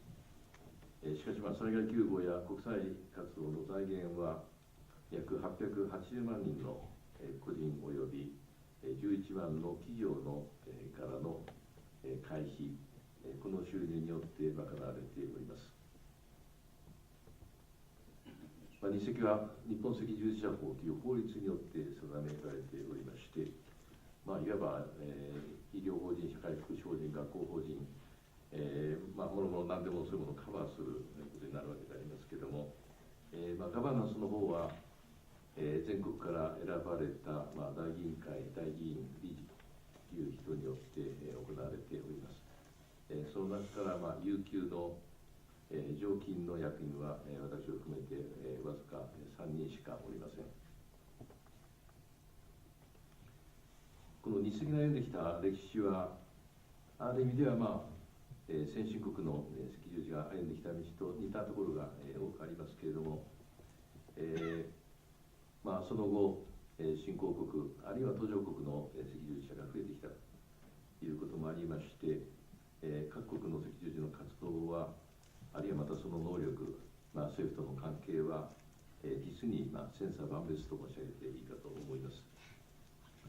しかしその中でも、災害救護、あるいは、健康増進、あるいは健康管理、それから非暴力の文化と多様性の尊重の、促進といいますか、プロモーション、この3つは、すべての社が取り組むべき共通の活動とされております。こうしたいろんな活動をしているところがあるわけですけれども、例えばインドの赤十字は、かつては非常に国際的に活発でしたけれども、現在はどちらかというと、国内活動に重点を置いております。一方、欧米の社、の場合には、どちらかというと国際活動に重点を置いているという社がたくさんございます。日赤の場合は、さっき申し上げたように大きな、医療活動もやっているということで、比重から言いますと、国内活動の方がはるかに大きいとは思いますけれども、国際活動も活発にやっております。第一次大戦後に、ご承知のように国際連盟リーグ・オブ・ネーションズというものが、創設をされます。そして国際紛争はすべて話し合いによって解決をされるということに建前はなりました。そうなれば戦時の活動を目的とする赤十字の、存在は必要なくなってしまうということになるわけですけれども、そこで、各国の赤十字はそれまでに培った経験を、平時ピースタイムに生かそうということになります。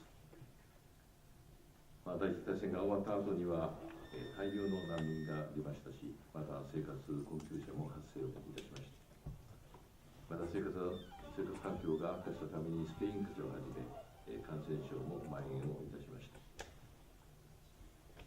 その結果、赤十字の出番は減るどころか、かえって大きくなってしまいました。そこで各国の赤十字社は、こういった平時の活動を推進し、それを調整する機関として、赤十字社連盟というものを作りました。1919年のことですけれども、日赤はそう創設した5つの社、アメリカ、イギリス、フランス、イタリア、と並んで、創設5社のうちの1つとなっております。その本部は最初はパリにありましたが、現在はスイスのジュネーブにございます。そして今では、さっきご紹介があったように、国際赤十字赤新月社連盟、名前を変えて、190の国がそれに加わっております。私は2009年にアジアから初めてこの会長に選出をされ、あと約1年半の任期を残しております。この190の、各国の、社のうち、実は34社は赤新月社を名乗っております。赤い三日月のマークです。またイスラエルの社は、ダビデの盾社の名を使っております。実は最初のジュネーブ条約ができたとき、中立のシンボルとして赤十字マークが採用されましたけれども、これは、創設者のアンディ・デュランの祖国スイスに敬意を表して、スイスの赤字に赤十字の国旗の色を逆さにしたものであって、宗教的な意味は一切ないという説明がわざわざついております。しかしイスラムの人にとっては特にこの十字というのはあまりいいイメージがない。そこでトルコが、ある戦争の時から、勝手にこの赤新月のマークを使い始めたわけです。赤新月も宗教的な意味はないということになっていますけれども、やっぱり、イスラム教徒にとってはそういう赤新月というのは、新月というのは特別な意味があるということで、十字と三日月が入ってくるところも、やっぱり多少宗教の色が入ってくる、これは避けられないような気がいたします。しかしイスラム人口の一番多いインドネシアはいまだに赤十字を使っているということがあって、イスラム国イコール赤新月ではないということも言えるかと思います。ところが十字が使われ、三日月が使われるようになると、キリスト教よりもイスラム教よりも古いユダヤ教徒はどうも面白くない、自分たちの、ダビデの盾という昔からマークを使わせろと、言い始めたわけです。そして、ユダヤ人の影響力の非常に強いアメリカが、それに乗って、またやはり同じくユダヤ教の、影響の強い、ヨーロッパの諸国がそれに乗って、なんとか新しい幕を認めさせようという大変な、政治的な運動をしたわけです。そして2005年に、ジュネーブ条約に、第3追加議定書というものが、加わりまして、そこで、赤十字、赤新月に次ぐ第3のマークとして、レッドクリスタルという、ものが採用されましたいますけれども、これは、イスラエルのダビデの盾のマークですけれども、いくらなんでも、一つの国のためだけにこういうマークを使うわけにいかない。そこで、クリスタル、ひし形のマークですけれども、そういうものを、採択をすることになりました。この中に、ダビデの盾のマークを入れても、赤十字でも赤新月でもそれを使いたければどうぞということにしたわけで、この3つのマークがジュネーブ条約上は中立のシンボルとして認められているわけであります。しかし実際にこのレッドクリスタルのマークを使っているのは、イスラエルだけということであんまり望ましい話ではありませんし、これが採択された時の、私は会議に出ましたけれども、朝の4時ぐらいまでも大変な議論が、あって、イスラム諸国は当然反対をする、それに近い国も反対をするということで、朝までほとんど飲み食い一切せずに議論してやっと決まったといういきさつがあります。面白いのはこの時にインド赤十字社は、レッドクリスタルが認められるくらいだったら自分たちのマークを認めてくれ、レッドスワスティカというインドのマーク、これを、採択してくれという提案をしてますけれども、それは正式には議論をされませんでした。赤十字にせよ、赤新月にせよ、レッドクリスタルにせよ、中立のシンボルですから、それぞれが自分の好き勝手のマークをつけて出てったんでは、なんだか自分のアイデンティティをそのまま示すようなことになる。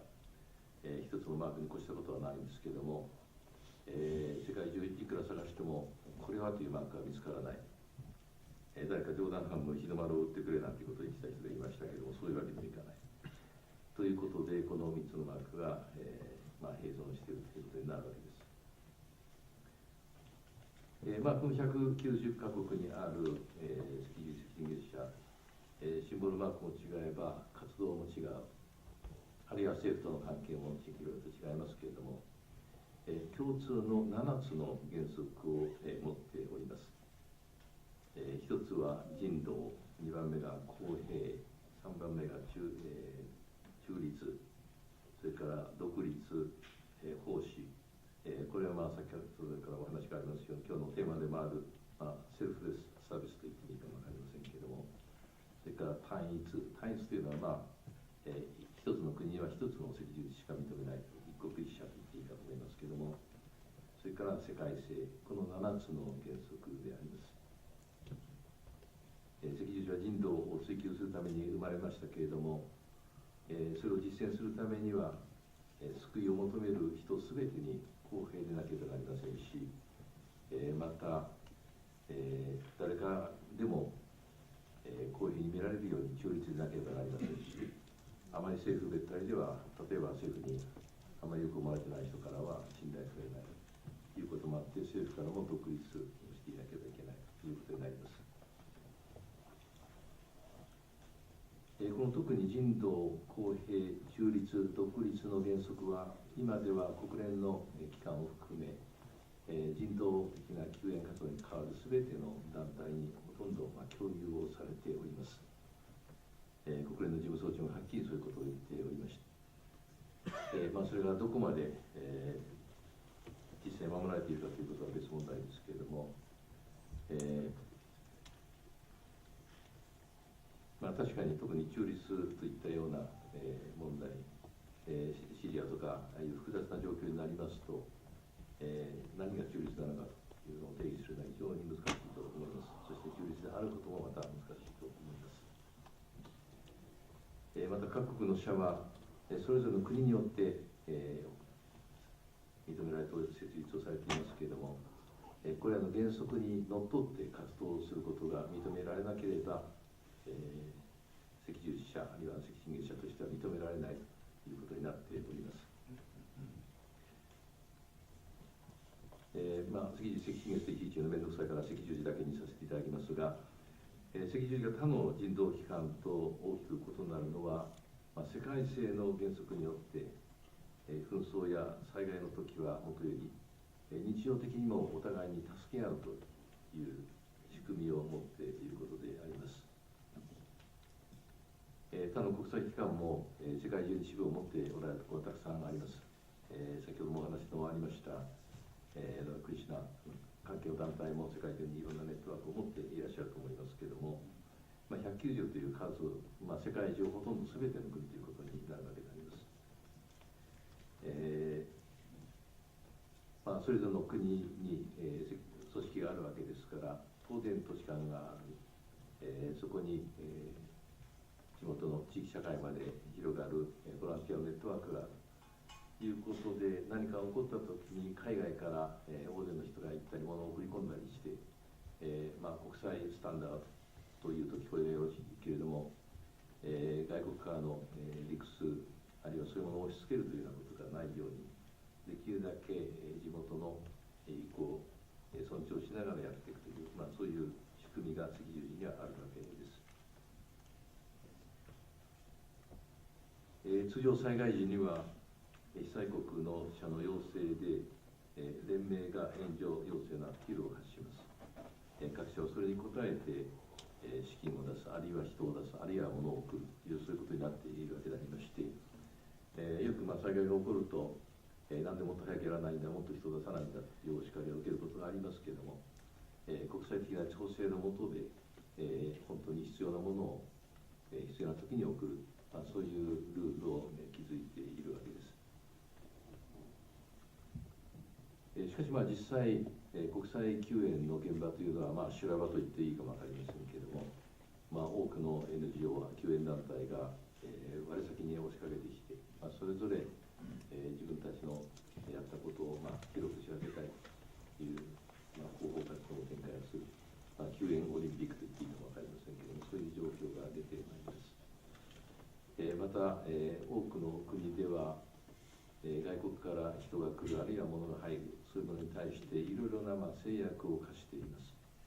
ある意味当たり前ですけれども、例えば外国から医師が来て、診察すると言ったって、事故を起こしたら誰が責任取るんだということになりますし、救援物資が来ても、通関にものすごく時間がかかる、あるいは税金をかけるというところもある。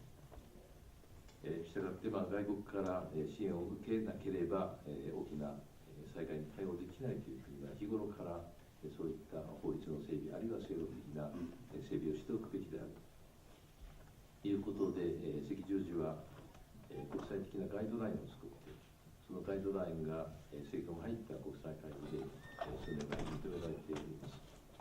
できるだけそれに沿って各国が日頃から法律その整備をしておくということを進めているわけです。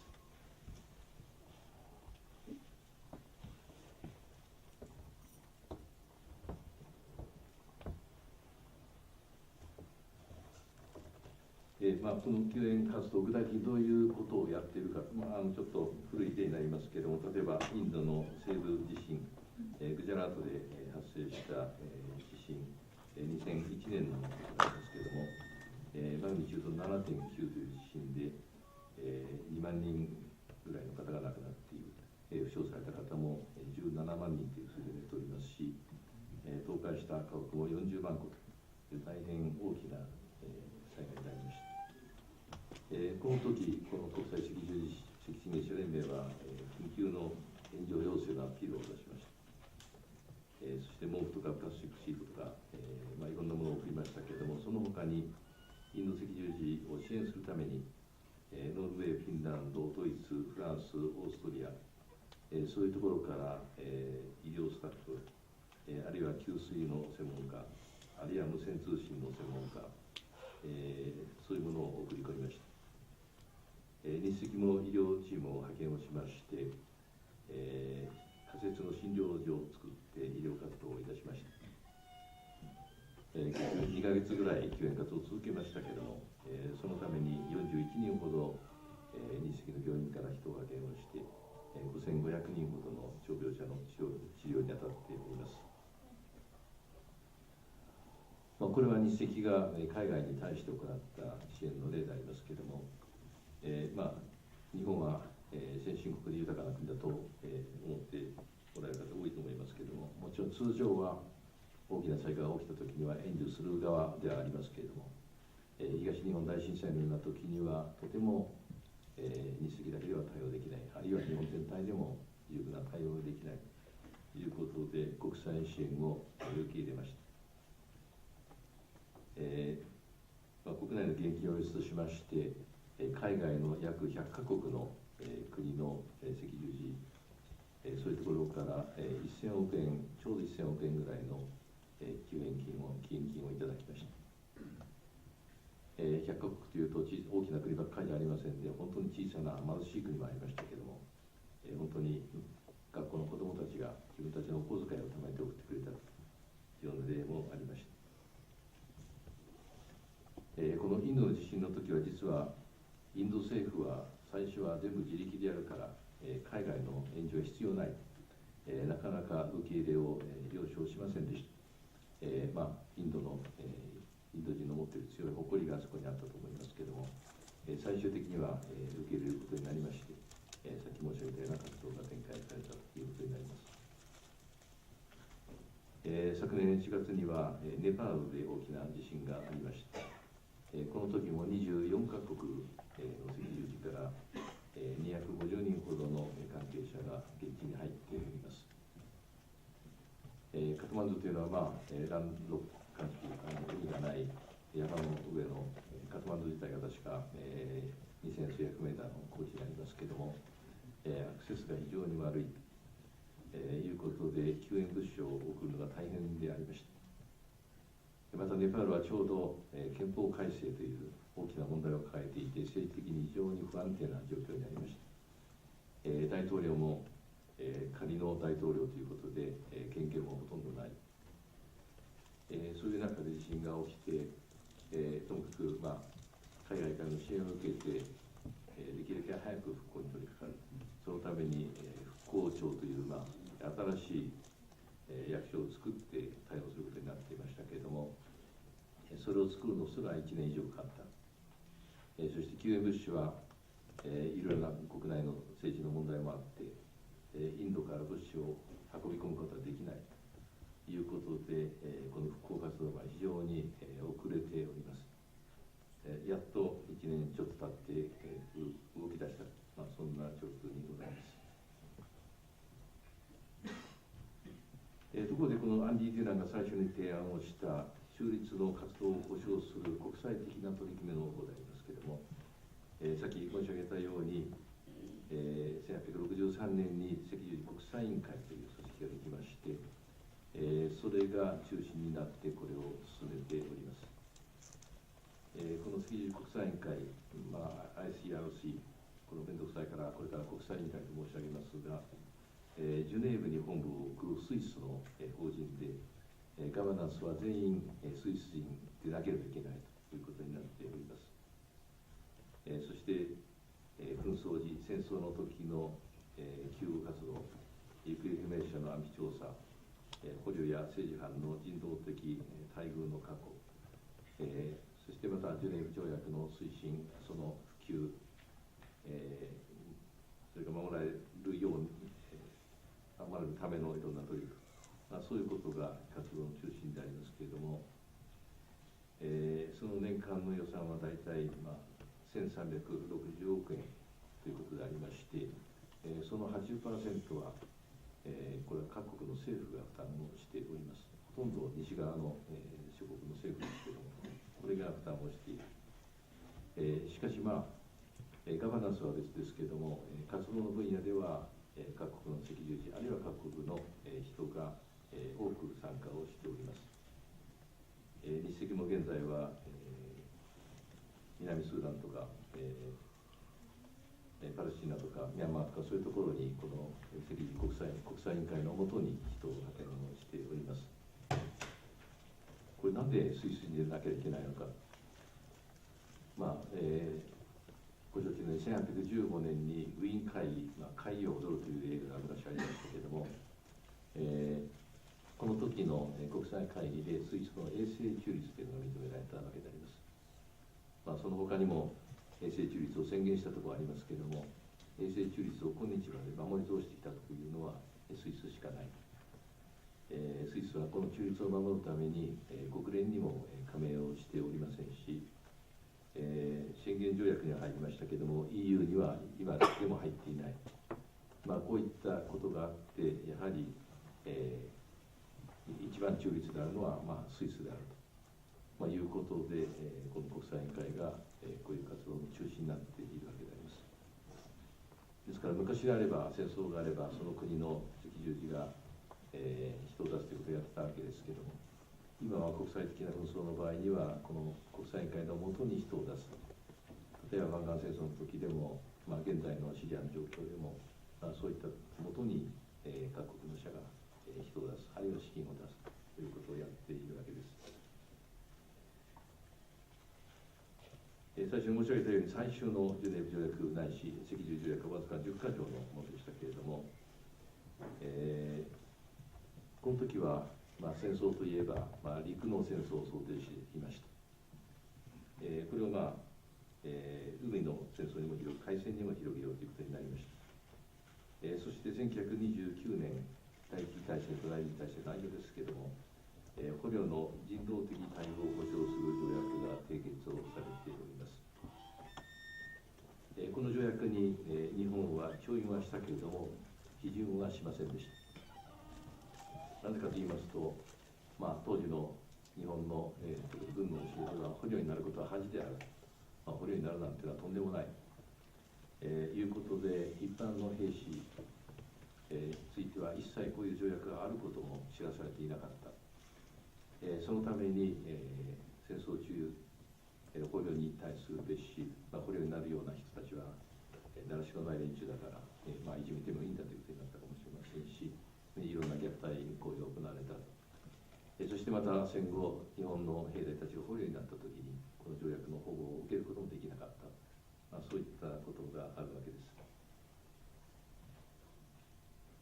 す。そして、こういった、日本軍の兵士たちが、行ったいろいろな、残虐行為、そういったことも含めて、戦後それを裁くために、極東国際軍事裁判が開かれて、多くの兵士がそこの被告になったわけです。そして、裁判の結果、処刑された人も数多くあるわけですけれども、この裁判に加わったインドの、ラダビノ・パグハンジ、この方がただ一人、平和に対する罪と人道に対する罪は、戦勝国によって作られた事後法であり、事後法をもって裁くことは国際法に反するという意見を述べて、被告人全員の無罪を主張されました。確かに、無差別爆撃、広島、長崎も含めて、戦勝国であった連合国もいっぱいいろんなことをやっている。そちらの方の、罪は一切裁かないで、負けた方の国の裁判だけするというのは不公平ではないか、いうことを言われたわけですけれども、当時の状況を考えますと、それも大変勇気のあることであり、このパルハンジの、強い正義感と、そして勇気に対して、日本人は今でも、大きな敬意を払っております。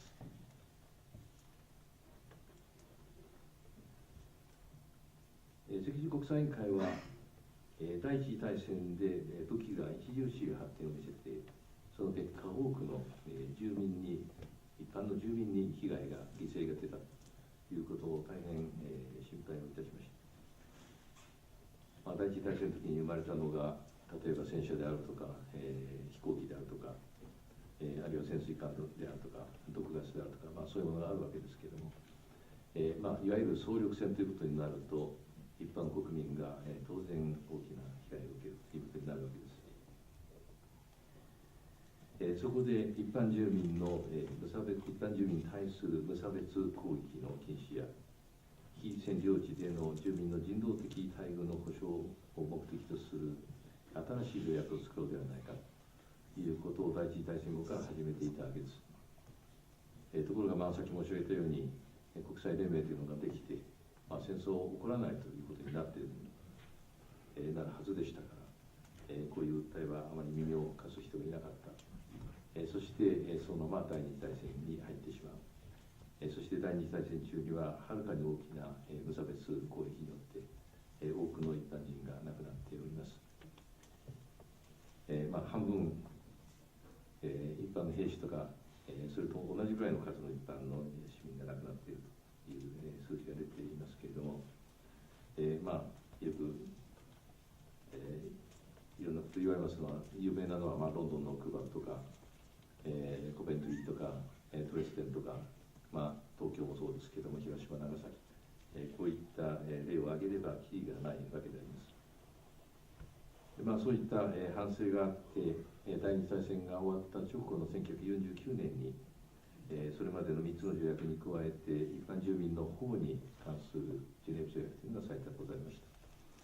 この1949年の4つの条約をまとめて、国際人道法という言葉が、最近は普通に使われるようになってきております。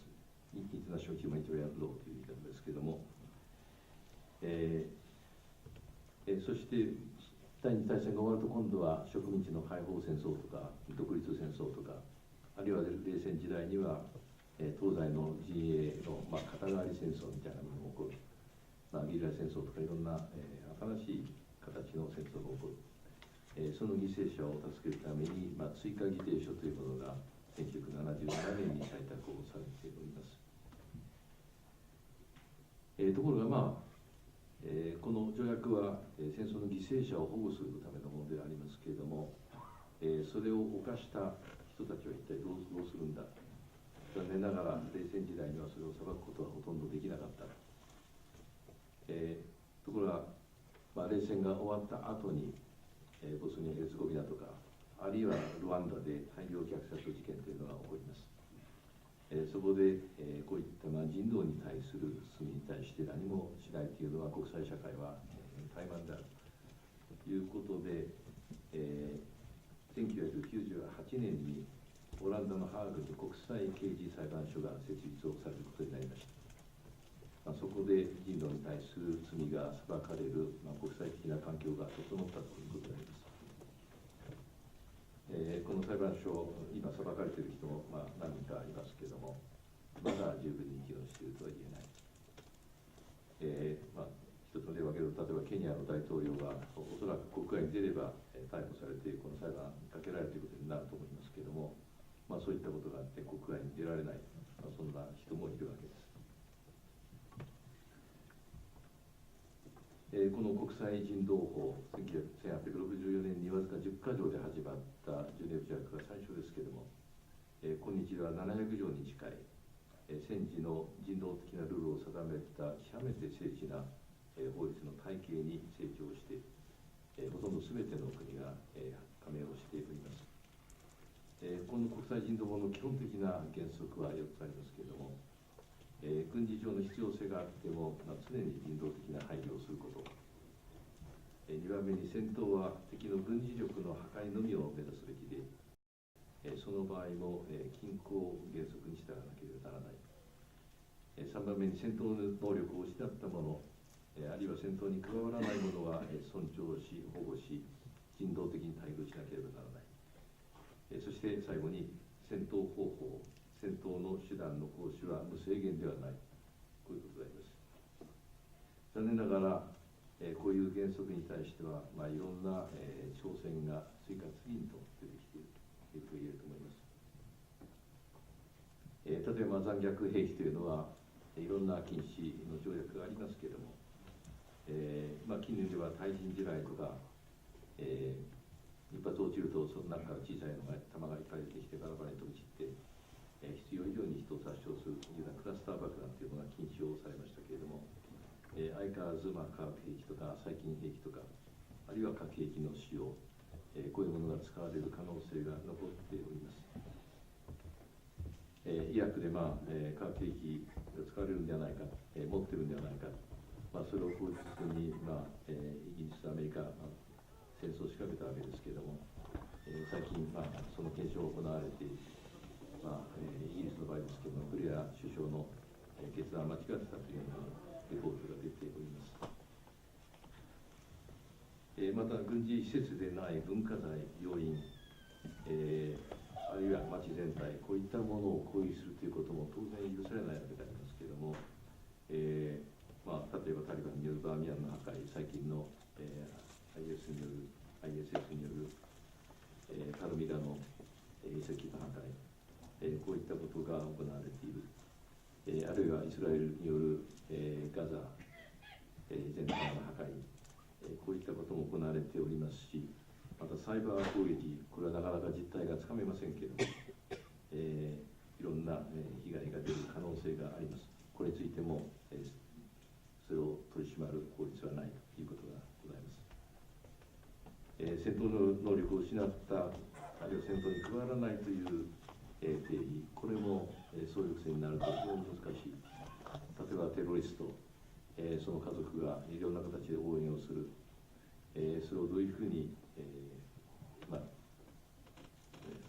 調べるのか、あるいは捕まえたらそれをどういうふうに処分するのか、そういうことも分かりませんし、また、無人兵器、例えば、アフガニスタンあたりで攻撃に加わっている、飛行機、これはどこかアメリカの小さな、砂漠の中の小さな兵舎の中から、若い兵士がリモコンで操作している、こういう人たちの、責任意識はありますけれども、仮に問題があった、誤爆をしたというときに誰の責任を問うことができるのか、彼らを捕まえることができるのか、あるいは捕まえても、どう裁いたらいいのか、あるいはアメリカが抱えているジレンマがありますけれども、アフガニスタン、イラクの戦争ですか、捕まえた捕虜をガンタナモというキューバの基地に収容していますけれども、彼は確信犯ですから何年置いたからといって、彼らの気持ちが変わるわけではない。しかし彼らを解放すればまた問題を起こすからといって、どこも引き受けてくれないし、解放すること自体がおそらくできない。いつまでたっても彼らはそこにいる。またビンラディンが、パキスタンに潜んでいるときに、アメリカが、襲撃をして、殺害をしましたけれども、国家主権の問題、こういう問題が出てくる、これを一体誰がどう裁くのかということについては、国際的なコンセンサスができていないということがあります。こうした数々の現実から、国際人道法は不十分という意見があります。アメリカなんかもそれを強く主張している人があります。しかし、赤十国際委員会の見解では、国際人道法は700か条を超える、人道の法律の体系であり、そのうちの4分の3は、国際的な慣習法である。たとえ規定がなくても、締約国は文明国に存在する、慣習とか人道の原則に基づいて、行動する義務があるとしております。たとえ相手の国が違反をしても、それを口実に、この条約を守らなくていいということにはならない、そういうことになっているわけであります。言うなれば人道を守る精神がなければ、いくら法律で細かいことを決めたところで、それは絵に描いた餅に過ぎず、魂の入らぬ仏に過ぎないと、そういうことになると思います。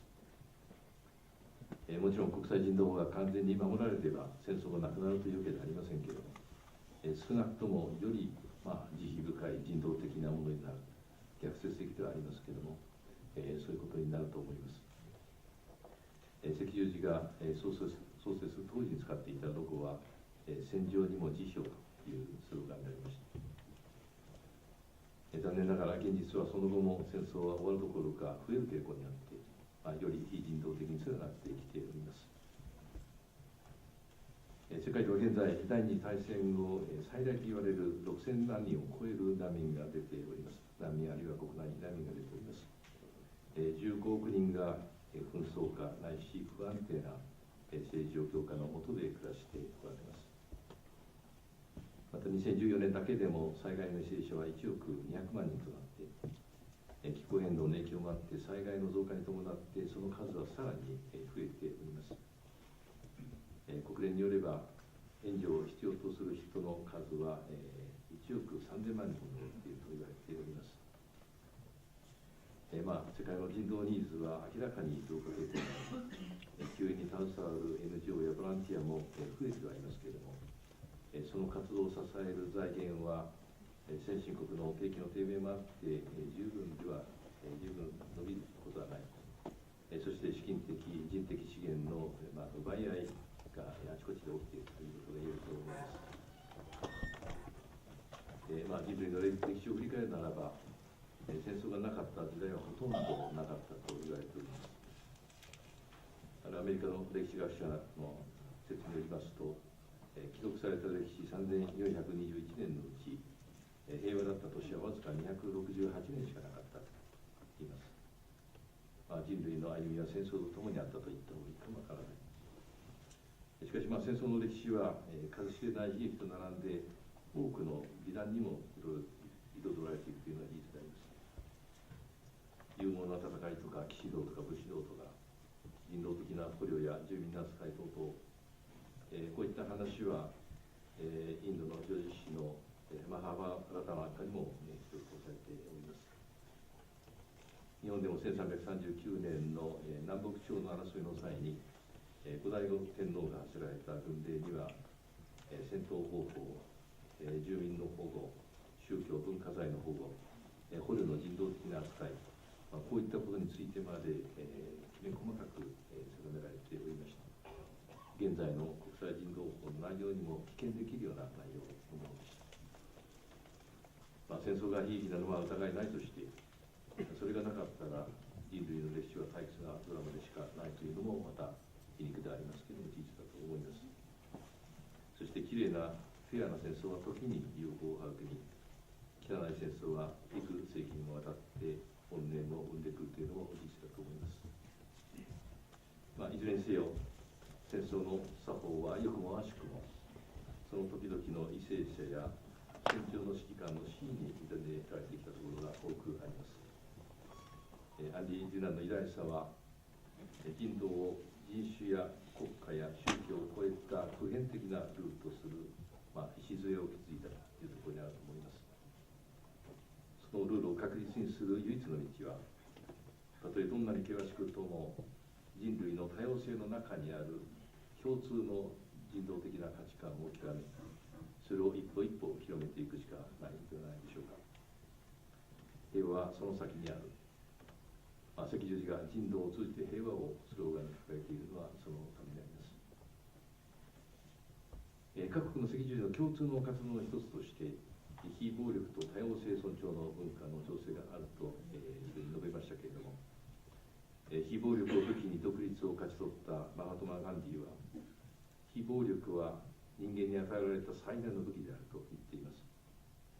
また平和への道はない、平和こそが道なのだと言っておられます。またスワミ・ベレカナンダも、我々は普遍的、ユニバーサルな寛容、トレランスの精神と、すべてを受け入れる精神、アクセプタンスを信じ、すべての宗教は真実であることを認めると宣言しておられます。このところ世界中で異教徒や異民族、あるいはマイノリティを排斥したり、差別をしたり、攻撃したりする宗教や、あるいは政治の運動が勢いを増しており、インドや日本もその例外ではありませんし、つい先日バングラデシュでは7人の日本人がモスレムではないという理由だけで殺害をされました。こんなことが許されるなら、世界は一昔前にハンチントンという学者が予言したように、文明の衝突の時代に突入することになってしまうでしょう。共に寛容の宗教、文化の伝統を持つ日本とインドが、これからも手をつないでその精神を広め、世界の平和に貢献できることを祈っております。ご清聴ありがとうございました。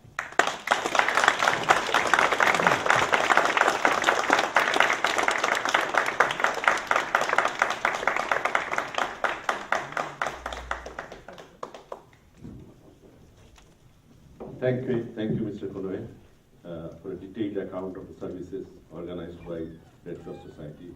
It was very interesting. 小林社長、赤十字の歴史と活動について詳しくお話しいただき、どうもありがとうございました。Next, vote of thanks will be given by Mr.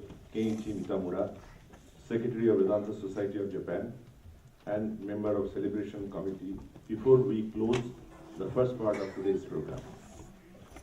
In the second part of the program, after recess, we will start our cultural program.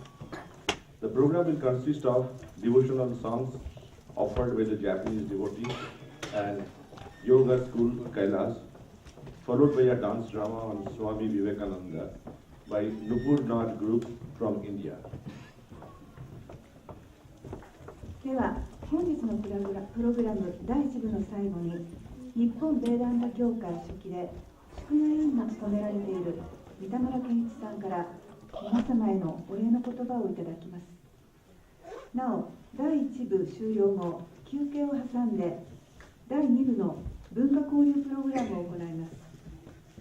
文化交流プログラムでは、教会の日本人信者の方々とヨーガスクールカイラスの皆様による参加、そしてインドからお越しいただいたノプールナードグループによるスワミー・ビベーカーナンダの舞踊劇をお楽しみいただきます。We have few important announcements here. Books are displayed in the main foyer.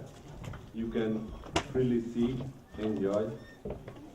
Special exhibits on selfless service conducted by the Vedanta Society and International Red Cross Society are displayed in the basement hall. Please visit the exhibition at your convenience. Refreshments will be distributed in the main lobby. Please take refreshments only in the designated area. Please fill in the questionnaire and hand it over to the reception. With this, I will request Mr. Mitamura to give his vote of thanks. また、休憩時間に関連するお知らせがいくつかございます。ホールを出たロビーのところで書籍を閲覧できますので、どうぞご覧ください。また、この建物の地下のホールで赤十字および日本ベーダンタ協会による無私の奉仕の活動について展示会を開催しております。ぜひお立ち寄りください。また、ロビーで茶川をお渡しします。なお、茶川は所定の場所でお願いいたします。そして、ご来場時にお渡ししたアンケートにご協力をお願いいたします。ご記入いただきましたアンケート用紙は受付にお渡しください。お知らせは以上です。では、三田村様、よろしくお願いいたします。The questionnaire is inside the envelope, so please use the questionnaire.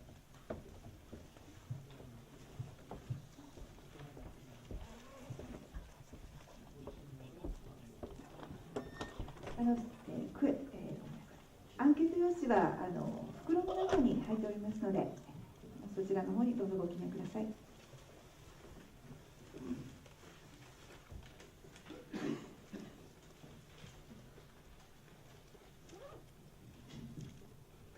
こんにちは。ただいまご紹介に預かりました日本ベーダンタ協会書記の三田村健一と申します。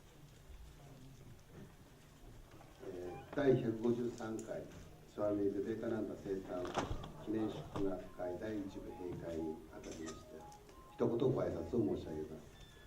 本日このような素晴らしい生誕祭が滞りなく行われましたことをシュリラーマクリシュナ、シュリサラダデビー、スリスワミ・ビベカナンダに感謝いたしますと同時にお三方の本庁によるものと確信をしております。本日この会場を快くお貸しくださいましたズザン・シノイ大使、インド大使館史跡講師アミット・クマール警官、ビベカナンダ文化センタースタッフの皆様に厚く御礼を申し上げます。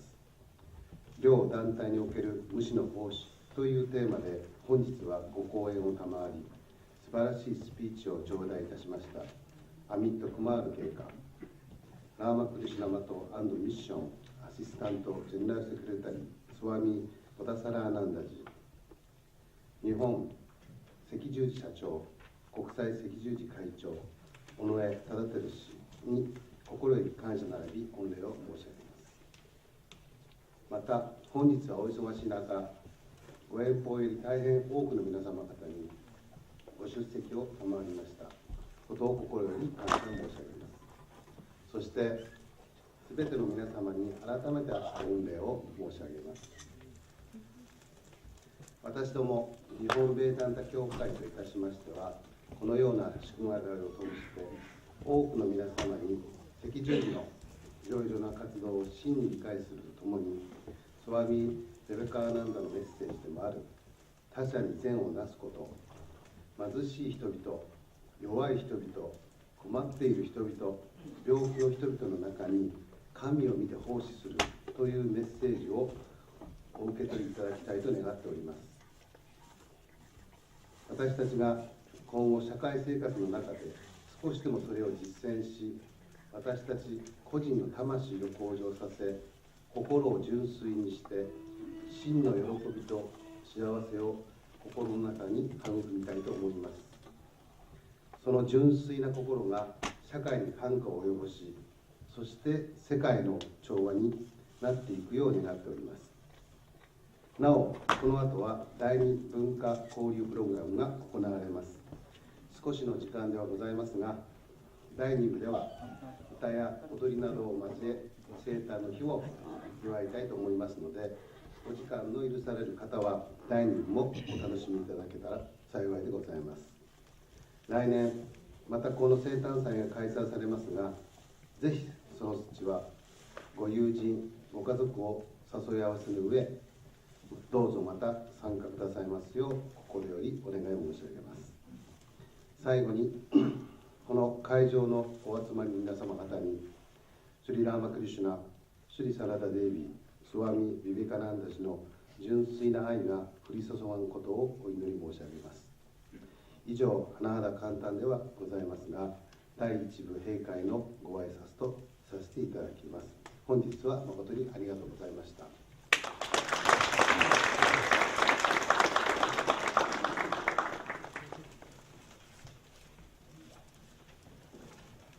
This is the end of the first part of the program. Please proceed for the refreshments and carry your belongings with you before you leave the hall. We request that you please return to your seats and be seated by 4:30 for the cultural program. Thank you. 以上をもちまして第1部を終了いたします。大変申し訳ありませんが、休憩時間中は一旦ホールから外に出ていただきます。必ずお荷物をすべて持ってご退出ください。お席にお荷物を残していくことはできません。ホールを出られましたら、どうぞ茶花をお受け取りください。文化プログラムの開演時間は4時30分ですので、どうぞそれまでにご着席くださいますようお願いいたします。では、第1部を終了します。ありがとうございました。